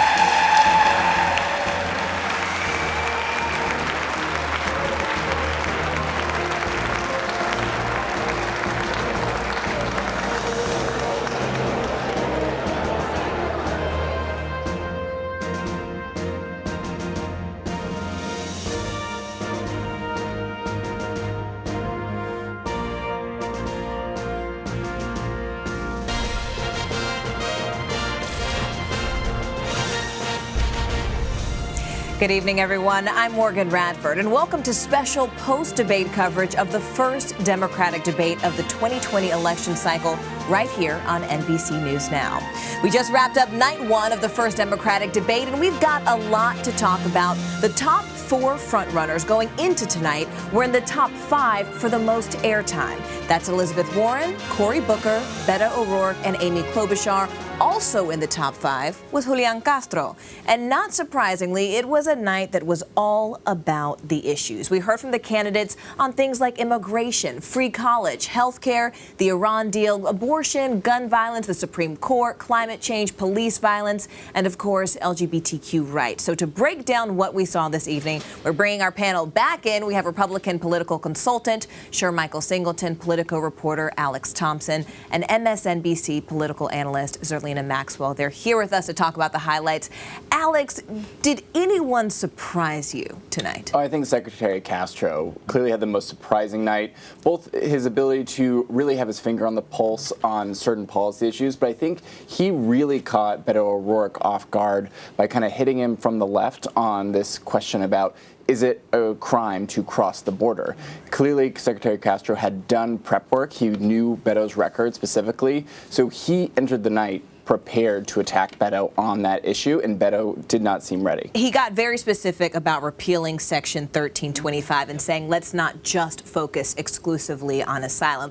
It was also interesting because if you looked at Google, they said that the Google search for Julian Castro increased 2,400%, and that was just since the debate started. Right. Sure, Michael, was he the breakout star? I said it earlier, and I am glad I did. I knew he was going to be the guy. I've been following this guy, and you look at the specifics. He was able to do what I would argue Elizabeth Warren didn't even do as effectively as I thought she could. Talk about very detailed policies in a way where the average person watching, I get this. This makes sense, and I know how it's going to impact me. This was a great night for him. It was interesting because I think we saw Elizabeth Warren brought the passion, but Castro seemed to really bring the policy. Right. I mean, it's tough in 60 seconds to do both, right? And I think that he prepared for exactly that. I also think that he had the benefit of, people not necessarily telling the difference between him and his brother, right? I mean, his twin brother, it's funny. Joaquin. It's funny, but let's be clear. I think people were like, okay, so this is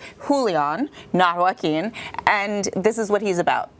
I think that when you're new to people, I think that it's actually you have low expectations and you can surpass them, whereas Elizabeth Warren went in with sky-high expectations because she's the one who's been rising up to the double digits into the top tier. So I think they had different challenges, and I think that her passion did come through. She already has the substance. She doesn't need to really necessarily do the substance in this debate because she already has that as her tagline. I have a plan for that. But I don't think she moved the needle as much as I would argue she should have. She could have.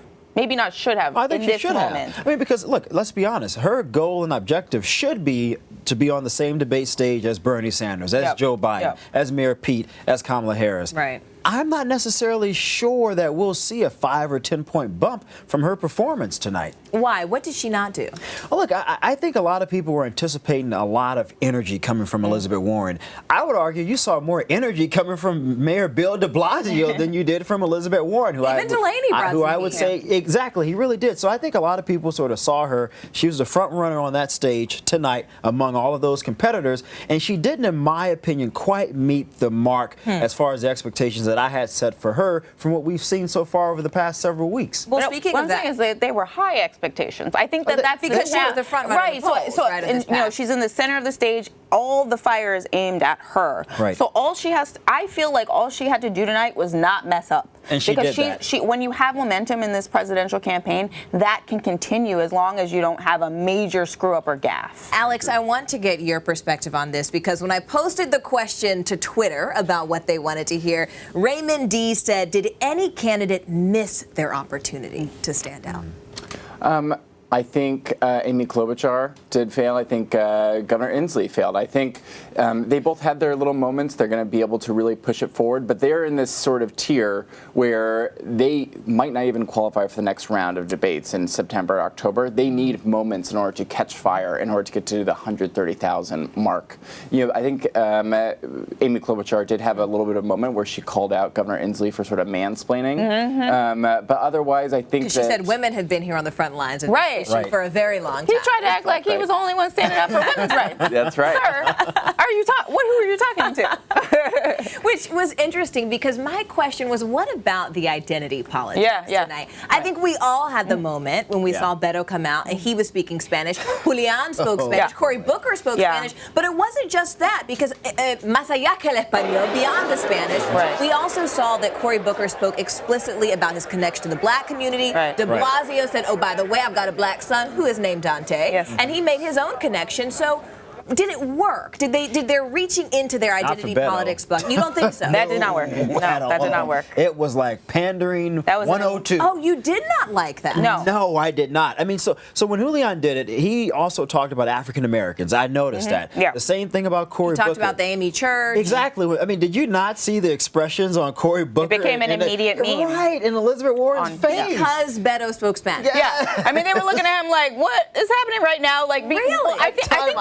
I think the reason why is because he jumped right to it, right? It's not like he was like, hi, I'm Beto. He just like jumped right to the Spanish. And you know, people who know Spanish on Twitter were like, he didn't even answer the question in Spanish. So if you're going to deploy the Spanish, I'm gonna answer the question. As someone with raíces caribeñas, I'm going to say that he did speak Spanish, and I felt he did. But that was the moment when my phone started blowing up. My mom's like, oh wow, está hablando español. I'm like, yeah, this is wild. And so for me, I was trying to think, when have we seen someone do it with that degree of fluidity? And to me, I do think it felt like in some cases a marker of inclusion. Tim Kaine was pretty good at Spanish. He's fluent. I'm not saying that it was a good thing that he was doing that and that they were playing off of the fact that he was fluent in Spanish. I don't think necessarily playing identity politics in a way that can appear like pandering is a good thing. I think there's a different way to do it. It can be completely authentic. You can show up and say, I'm a white guy named Robert O'Rourke, right?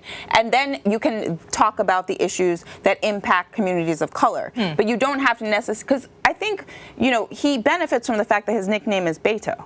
And he benefits from the fact that some people looking at him may not know that he's a white man named Robert. Interesting. Right? Which, to be clear, in Spanish, Beto is the shortened version of Roberto, Robertico. It's how you say. So he grew up and he has pictures of himself young wearing a shirt that says Beto. So, you know, he authentically has an experience and a connection with that community. But Alex, what about when you heard de Blasio talk about his son? What did you think when that I think it was one of the best moments of his debate. And I think he actually was maybe not as big of a star as Julian, but certainly a breakout star of this debate.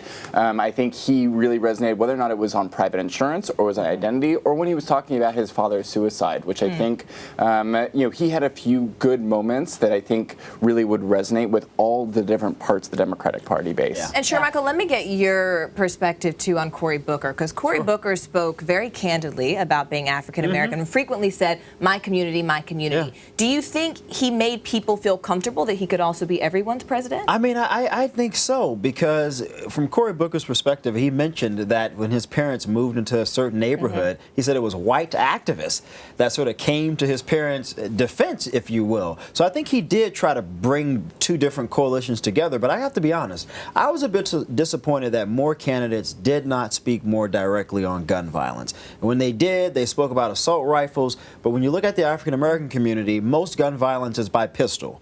I was also disappointed that none of the candidates seemed to be prepared to answer the question directly about how would you deal with Mitch McConnell controlling the Senate. These are some great ideas. Elizabeth Warren did address that. I don't think she. You didn't like her answer. I think she talked around it. Interesting. But she didn't directly answer it. These are great ideas, but the reality is, if you get elected next year, Mitch McConnell is still the majority leader.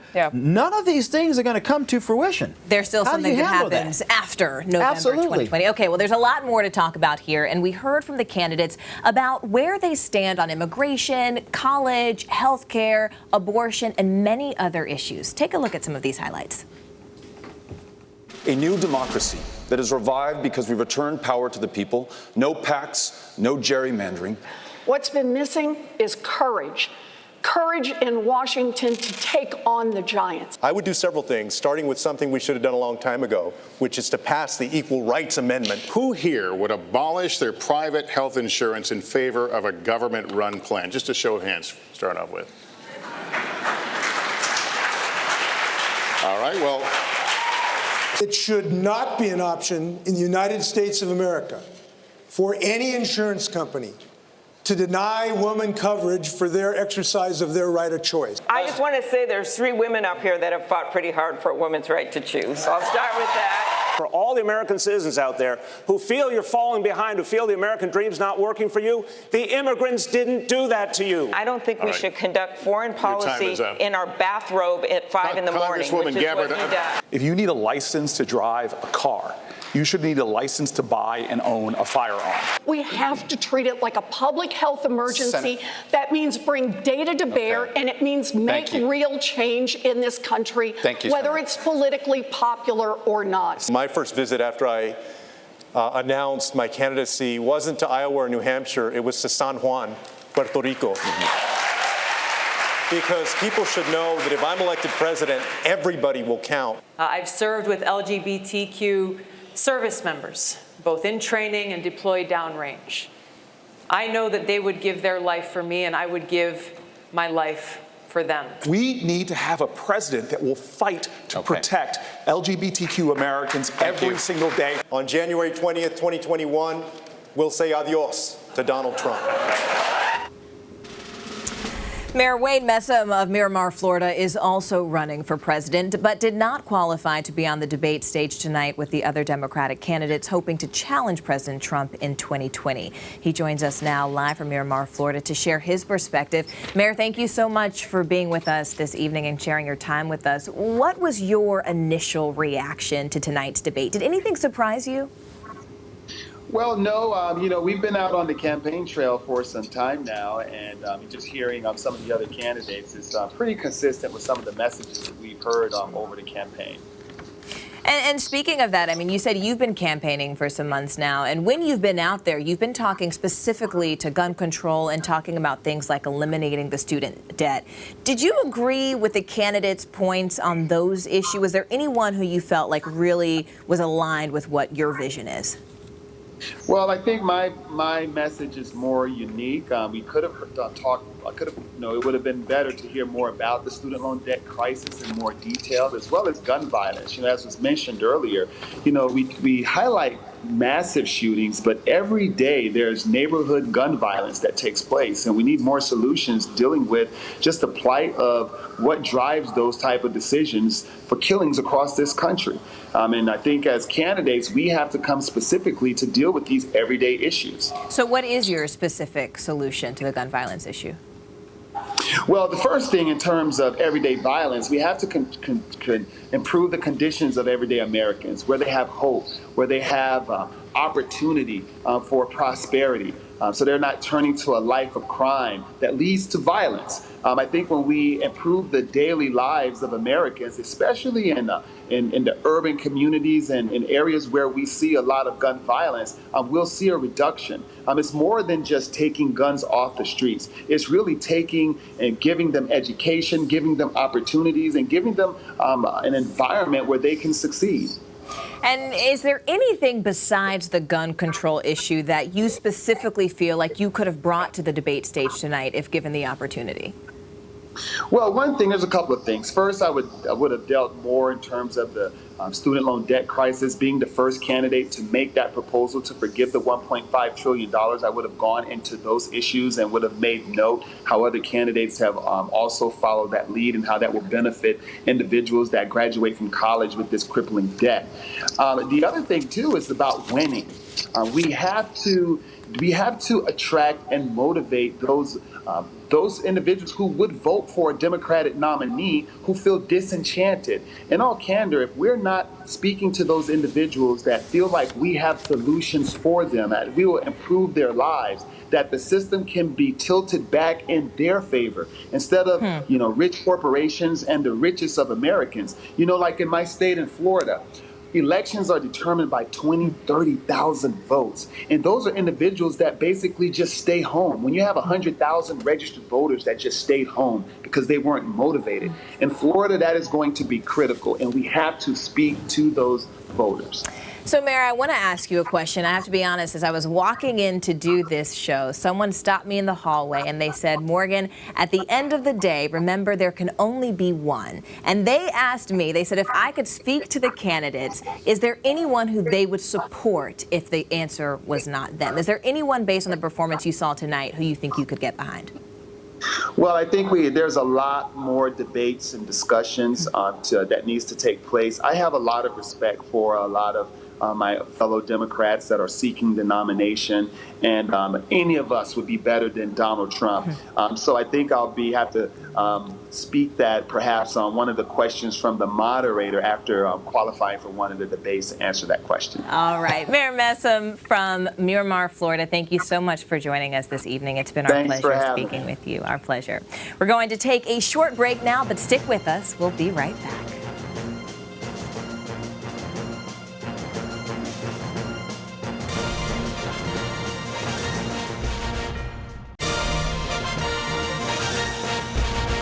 The gloves came off tonight as 10 of the 25 Democratic contenders took to the stage debating topics like health care, immigration, and guns. But how many of their claims were true? NBC's Jane Tim is in Miami, where she's been fact-checking the candidates all night long.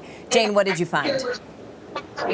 You know, we had a pretty clean debate, Morgan. I've been doing this for a while. I'm here in this NBC workspace, and we were typing away, checking every claim, every number that came across our desks. It was a pretty clean debate. A few things I wanted to bring up. We saw Julian Castro tie the tragic death of that father and daughter to Trump's own immigration policies. And we checked that. It is true that the president has instituted with his administration policies that slow the number of asylum seekers that can enter the country each day and claim asylum. And this was something that, according to the reporting in Mexico, is one of the things that motivated this father to risk his life and cross the Rio Grande when he was tragically killed. A couple other things that came across my desk that I thought were interesting. Amy Klobuchar brought up that 2013 immigration bill, the Gang of Eight bill that we heard so much about years ago, and said it lowers the debt. She's really close here. It actually lowers the deficit, which does kind of lower the debt, but it doesn't tick down the debt the same way. It just means the debt rises at a lower rate than it would before. The big falsehood of the night, the big one that I saw as the standout thing worth fact-checking, was Beto O'Rourke saying that Purdue Pharma, the makers of OxyContin, had total impunity and had acted without any justice for their role in the narcotics and opioid crisis. The company has paid hundreds of millions of dollars in settlements. They're in court constantly fighting off these claims. He said they've never spent a night in jail. That's correct, but the overall claim of impunity, not exactly right. Wow, Jane, so that's a lot. Big Pharma, the deficit versus the debt, as well as immigration. Jane Tim, thanks so much for joining us this evening. As Jane mentioned, immigration was in focus tonight, a very hot topic, and it was the subject of a heated debate on stage that we saw between Beto O'Rourke and Julian Castro. They clashed over their immigration stances, and other candidates weighed in with their own opinions. Here are the highlights. Watching that image of Oscar and his daughter Valeria is heartbreaking. It should also piss us all off. If I were president today, I would sign an executive order that would get rid of Trump's zero tolerance policy, the Remain in Mexico policy, and the metering policy. This metering policy is basically what prompted Oscar and Valeria to make that risky swim across the river. On day one, I will make sure that, number one, we end the ICE policies and the customs and border policies that are violating the human rights. I will make sure that we reinstate DACA, that we reinstate pathways to citizenship for DACA recipients, and to make sure that people that are here on temporary protected status can stay and remain here. For all the American citizens out there who feel you're falling behind, who feel the American dream's not working for you, the immigrants didn't do that to you. The big corporations did that to you. Some of us on this stage have called to end that section, to terminate it. Some, like Congressman O'Rourke, have not. And I want to challenge all of the candidates to do that. As a member of Congress, I helped to introduce legislation that would ensure that we don't criminalize those who are seeking asylum and refuge in this country. If you're fleeing desperation, then I want to make sure that you're treated with. We have a situation right now where we need workers in our fields and in our factories. We need them to start small businesses. We need their ideas. And this president has literally gone backwards at a time where our economy needs immigrants. And so my proposal is to look at that 2013 bill that passed the Senate with Republican support, to upgrade that bill, to make it as good as possible and get it done. If you go to Guantanamo Bay, there are terrorists that are held that get better health care than those kids that have tried to cross the border in the United States. That needs to stop. And I think the president should immediately ask doctors and nurses to go immediately down to the border and start taking care of these kids. What kind of country are we running here where we have a president of the United States who's so focused on hate and fear and division? And what has happened now, the end result, is now we've got kids literally laying in their own snot with 3-week-old diapers that haven't been changed. Donald Trump the other day tried to threaten me. He thought it was a threat to tell me that he would send refugees in Washington State if we passed the law that I passed. And I told him that's not a threat at all. We welcome refugees into our state. We recognize diversity as a strength. This is how we've built America. That tradition is going to continue if I'm president of the United States. So a lot there to unpack tonight. Let's go straight to Dasha Burns, who's watching the debate with a few college students from all across the country. Guys, I have a question for you just to start. I thought there was a really powerful moment when Amy Klobuchar was talking about gun control. And she said, just like with gun control and with gay rights, kids lead the way. Do you all feel like as students, the issues you care about most were addressed tonight?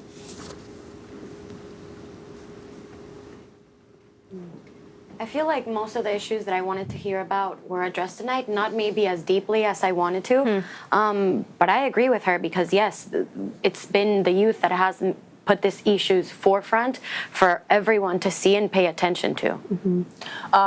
Again, the point that I made when we were having our own discussion really was that we are the generation that's really looking for candidates to present their specific policies. Substance. And yes, and we don't want, overall general policies we can pass forward. And I think that these candidates were able to do that tonight. Again, there's so many of them, so there's only so much time that we were able to kind of listen to each person. But I'm really happy to see that, candidates like Warren were able to kind of take their time and lay out specific plans that they have for young people especially. Yeah, one of the moments that really stood out to me, you guys had a pretty visceral reaction to, was the conversation about guns. Warren called it a national health emergency. Give us your thoughts on that. Why was that something that got such a heated reaction from you all? I think that we were all really impressed when she talked specifically about looking at it from a standpoint of doing research and seeing the problems that are underlying and causing this issue in order to find out the way to fix them correctly. And I think that that's what we all want to see, is like solutions that actually have research to back them up. I'm also very interested in the preventative care model that a lot of the Democratic candidates have seemed to suggest tonight, where we look at the root causes of the issue, whether that is gun control or immigration or healthcare. And we notice that there's a lack of economic opportunity, and there's also a lack of care services that are implemented throughout one's lifetime that might result in these really terrible social issues. Did you get the specifics on the economic issues that we talked about in our before the debate that you were hoping for? I mean, Mayor de Blasio specifically kept talking about how he wants to shift the Democratic Party back to being the party of the working class, but never really gave me any, specific policy solutions for it. And the fact of the matter is that Blue Collar America is happening in Pennsylvania, Ohio, Wisconsin, Michigan, those key states that the president won in 2016, because this message resonated with those kinds of voters. Blue Collar America isn't happening as much in New York City as it is in places like that, in places, like me at home in West Virginia. So I felt like that, a lot of the candidates sort of talked about, Elizabeth Warren talked about the poor people, but I felt like it was more about, helping them as poor people and not getting them back on their feet, finding jobs for them and putting them into careers where they can support their families again. You guys talked about a lot of issues that you are really passionate about before the debate. What was missed? Did enough attention get paid to, criminal justice reform and all those other things that you guys talked about? But really quickly, I don't know if you mind, but just kind of going back to the point that you made about Elizabeth Warren, that's actually funny that you came up with that point, because I was going to say with Elizabeth Warren, she was kind of the only candidate that really focused on retraining those that are in these communities where these industries are dying, especially with the coal industry and how that conflicts with the movement of taking care of the environment, how we often have to try to balance the two, finding jobs or taking care of the environment and seeing what's going to happen in the future. So Elizabeth kind of talked about the Green New Deal, kind of helping those who are within these dying industries, helping them to retrain into newer industries. That way, they're not necessarily losing their jobs. They are simply moving into something else that would be able to help not only the economy, but to be able to help the environment. So that's actually a very interesting perspective. So what wasn't covered enough, and what do you want to see more of tomorrow night? I would be interested in hearing more about the actual effects of inclusive economic opportunity policies. So when we talk about things like universal childcare, which was mentioned once tonight, it could be interesting to hear about how that'll help working women. It'll help communities of color who are trying to get back on their feet. It could benefit immigrant groups. And I'd be interested in hearing about the ripple effect of those policies and how, when we have something like universal childcare, it'll bolster our healthcare system, or it'll bolster our preventative violence system because we have children who are trained and given attention to from early childhood. What were some eye roll moments? Because I definitely saw some from you guys. Ariane, I saw a lot from you when Cory Booker was talking. I saw a couple, like, oh, God, from you guys. So what were some of those things that you weren't so thrilled about? When Beto spoke Spanish. You didn't like it? Initially, I don't want to say I didn't like it, but I think it caught some people off guard, and you could see even some of the other candidates were a little shaken up by that, so I thought that was Booker's expression is trending all over Twitter. I think just as the Spanish speaking went on, I thought that it was great when Beto did it the first time, but then as it continued on with the multiple candidates, I felt like, especially with Booker, it kind of felt like pandering. For some reason, it just didn't feel as genuine coming from him. And I just feel like any moments that didn't feel as genuine coming from the candidates, when we talked about like identity politics, when Booker kept talking about his neighborhood repeatedly in kind of the same fashion, I felt like that was an eye roll moment for me. All right, guys, quick lightning round. Who won tonight in your eyes? We'll start with Valentina and go this way. Julian Castro for actually talking policy. Julian Castro. Castro for the same reasons. Wow. Secretary Castro. I think Warren actually did a good job, but I do agree. I thought Castro stood out as one of the lesser-known candidates. I was actually very surprised by Mayor de Blasio's ideas and his messaging. Wow, so Castro kind of stole the spotlight and de Blasio came out a little bit surprisingly. too. Awesome. Well, thank you guys so much for sticking with me and watching this thing with us. Morgan, back to you. Valentina, Kristen, Lex, Joy, Nathaniel, Arian, thank you all so much. I hope to see you all on the debate stage in 2024. You guys take care, and thanks so much for sticking around. Thanks, Dasha. Thank you for weighing in on these issues. We're going to take a quick break, and we'll be right back.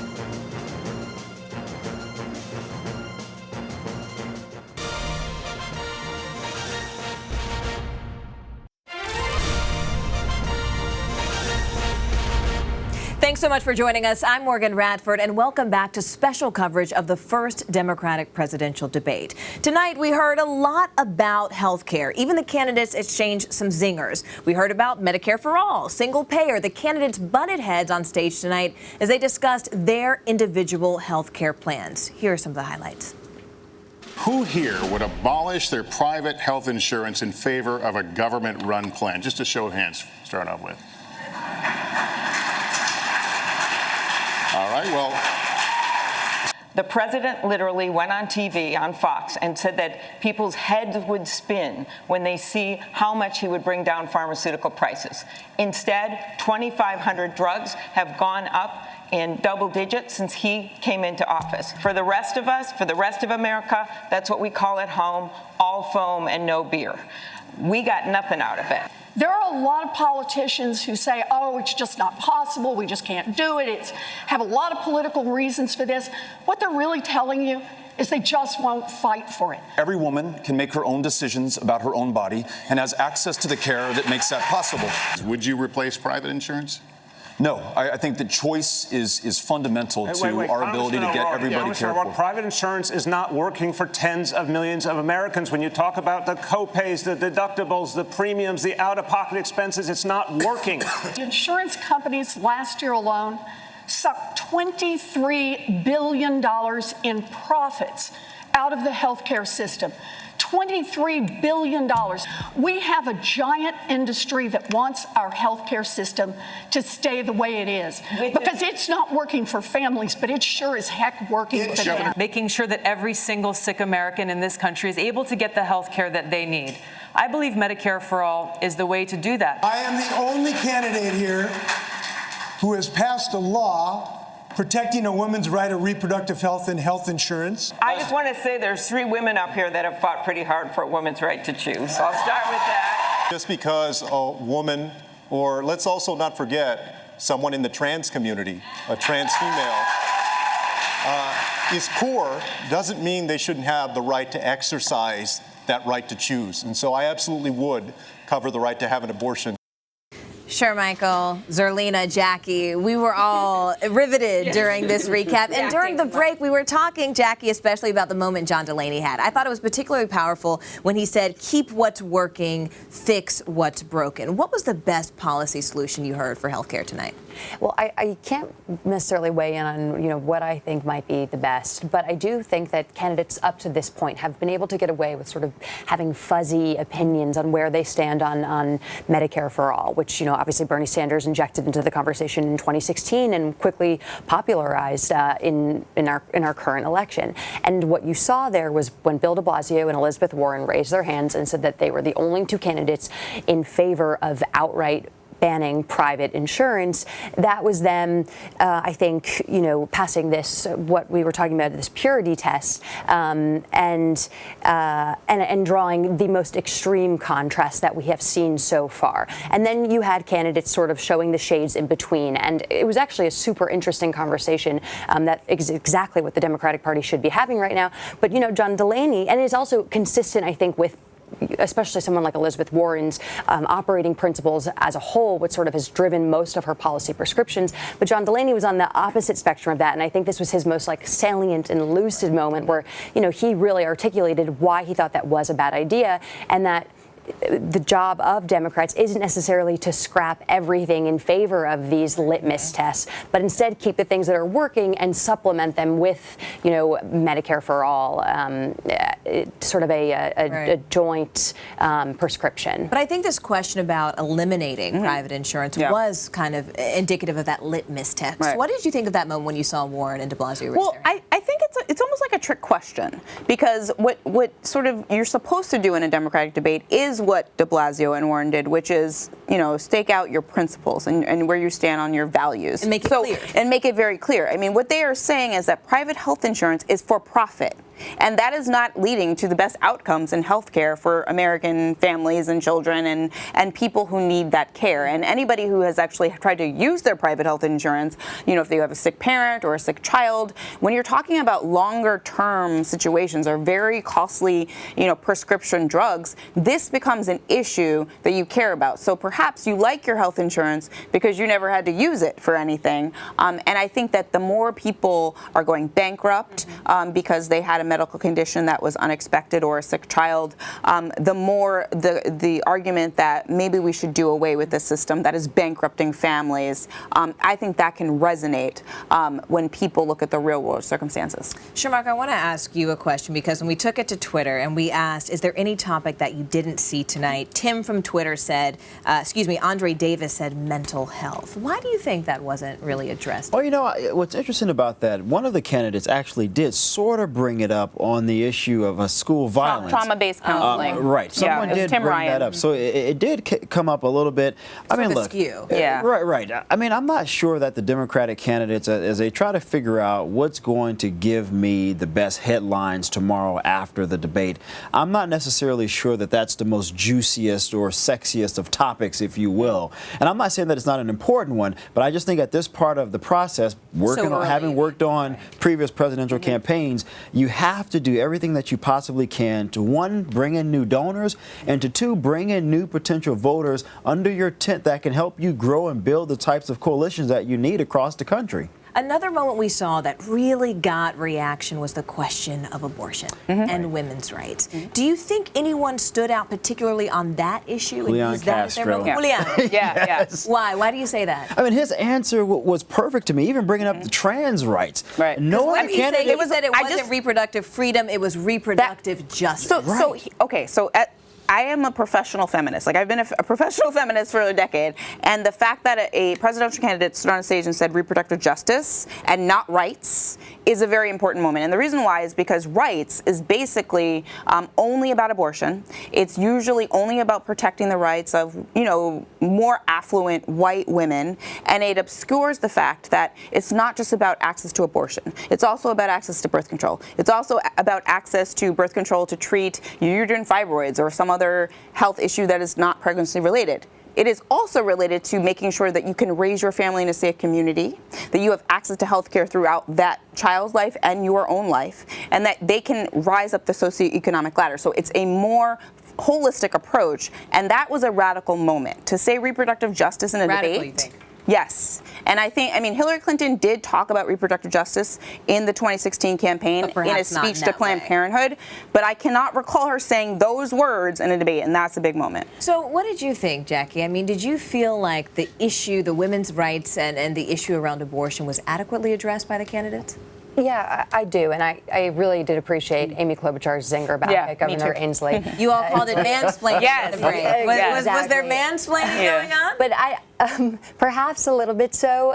He did make a pretty bold and not totally accurate claim that he was the only person to protect abortion rights, and which meanwhile there were 3 female candidates on the stage who have also pretty much dedicated their career to doing the same. He said he was the only one to support legislation. Yeah, but what I'm actually really curious is to see Joe Biden answer that question tomorrow. And I was actually pretty surprised that Biden's name didn't come up during that conversation, because he is the one candidate who has been a bit behind the curve, especially in the conversation of reproductive justice, because he hasn't seemed to understand that a lot of the issues around reproductive justice disproportionately affects women of color. Are you speaking about the Hyde Amendment? Exactly. And, there was that reporting that his top female advisors had to educate him on why it was important for him to change his mind and flip-flop on the Hyde Amendment, because it disproportionately affect communities of color. And so I'm curious as to, how he's going to answer that question when he's put on the spot tomorrow. Sure, Michael. I want to get your opinion, though, on this concept of flip-flopping that Jackie brought up, because there was a very pointed moment at Tulsi Gabbard tonight as well.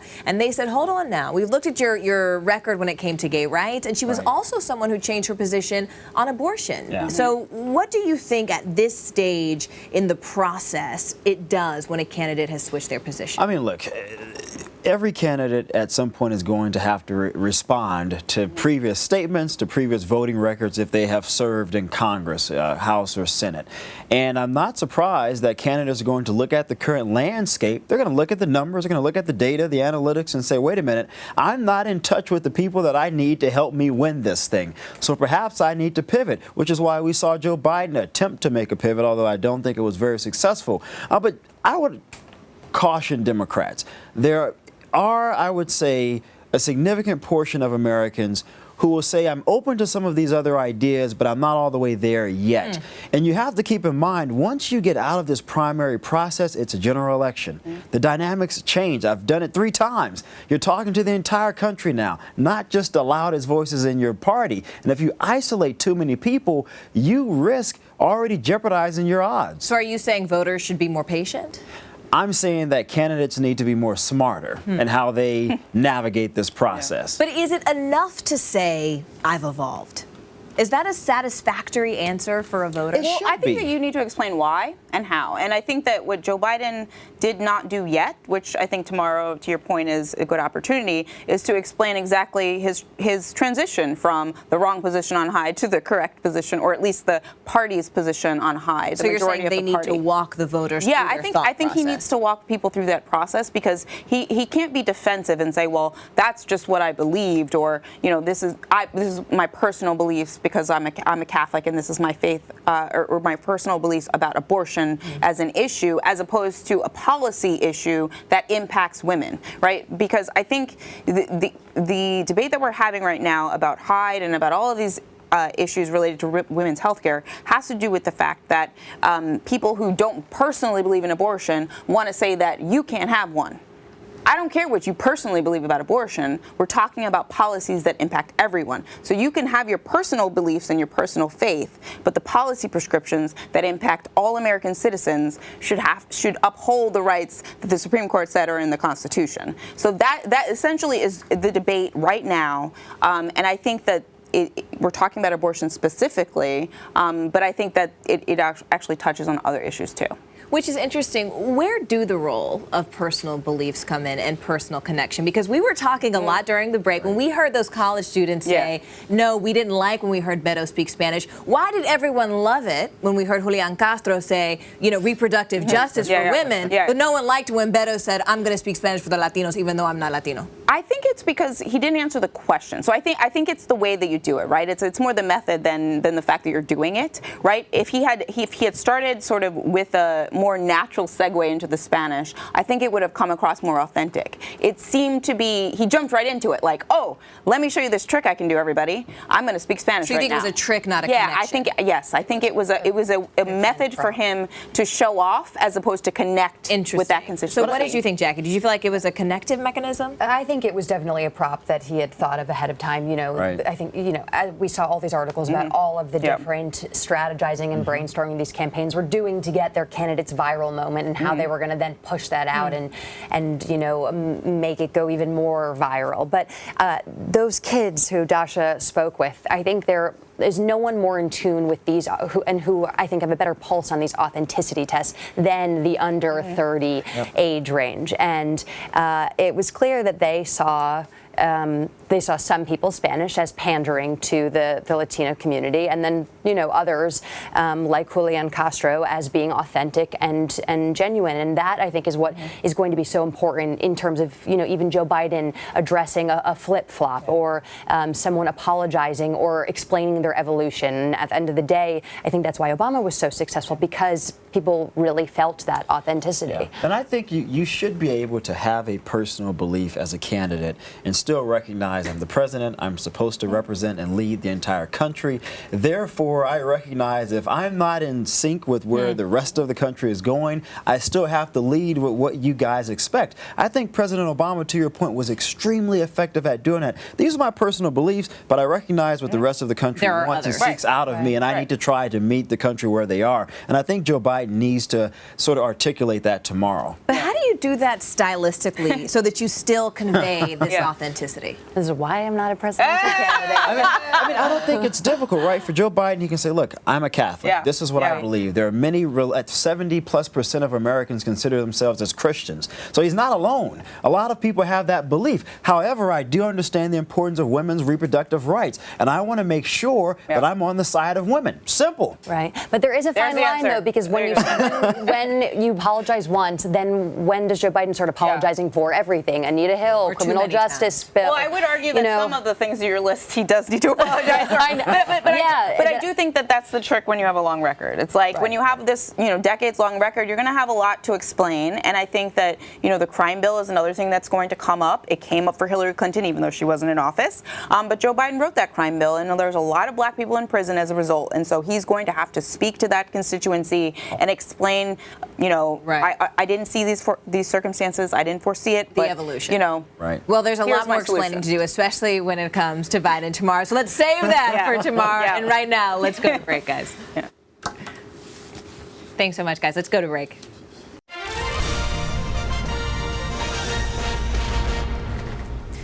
Sure, Michael, Alex, and Zerlina are back with us now. And tomorrow there are some big names on the debate stage. What are you guys looking to hear tomorrow?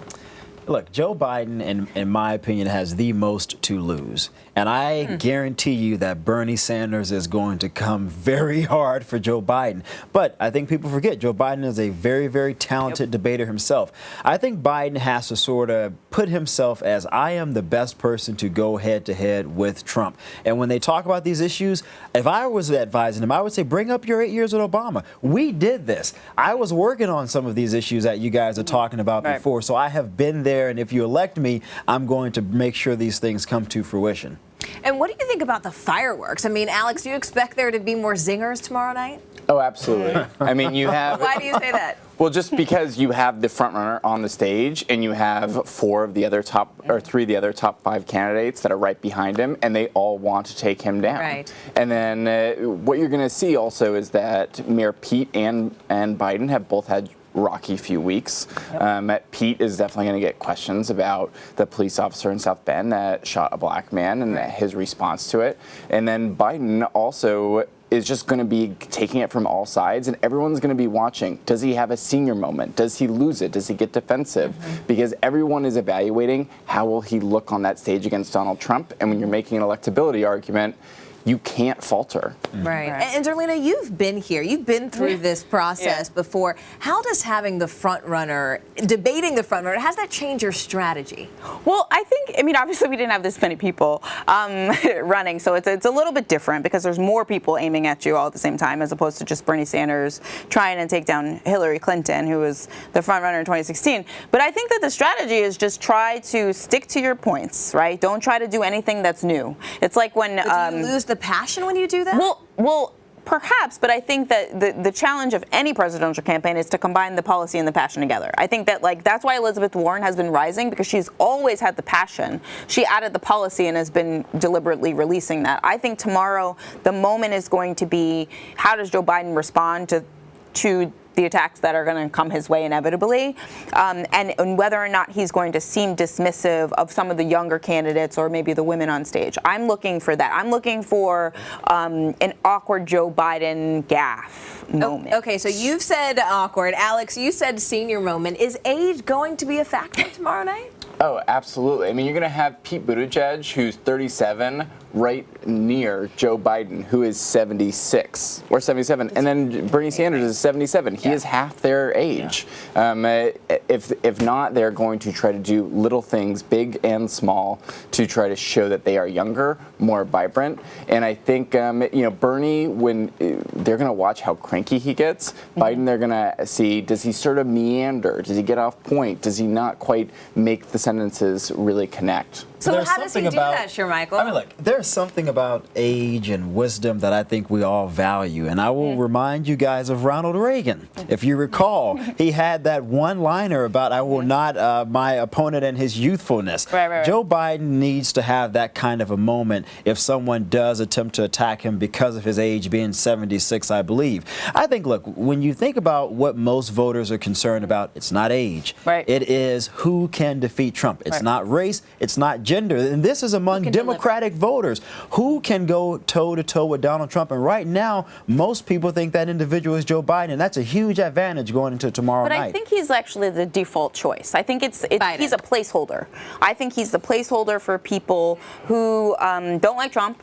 They want to win, and he's a known quantity. There are so many candidates that you've never heard of before, and so you're just learning about them. A lot of people are going to now like Julian Castro and perhaps follow him more closely, and maybe that pulls away from Biden a bit. Well, we saw the gloves come off tonight, and the question is, will they come off again tomorrow? Zerlina, Alex, Shermichael, thank you so much for sticking around all night, all 4 hours with us. We look forward to seeing you again tomorrow. And again, thank you to Jackie, thank you to Dasha, and our entire group of college students. That's all for us here in New York. We look forward to seeing you tomorrow right back here, starting at 8 p.m. Eastern with our debate pre-show. Then night 2 from Miami kicks off at 9 p.m. Eastern. You're looking right here at your screen at the faces you will see on the stage under those bright lights. Thank you so much for watching. We'll be with you tomorrow. Have a great night.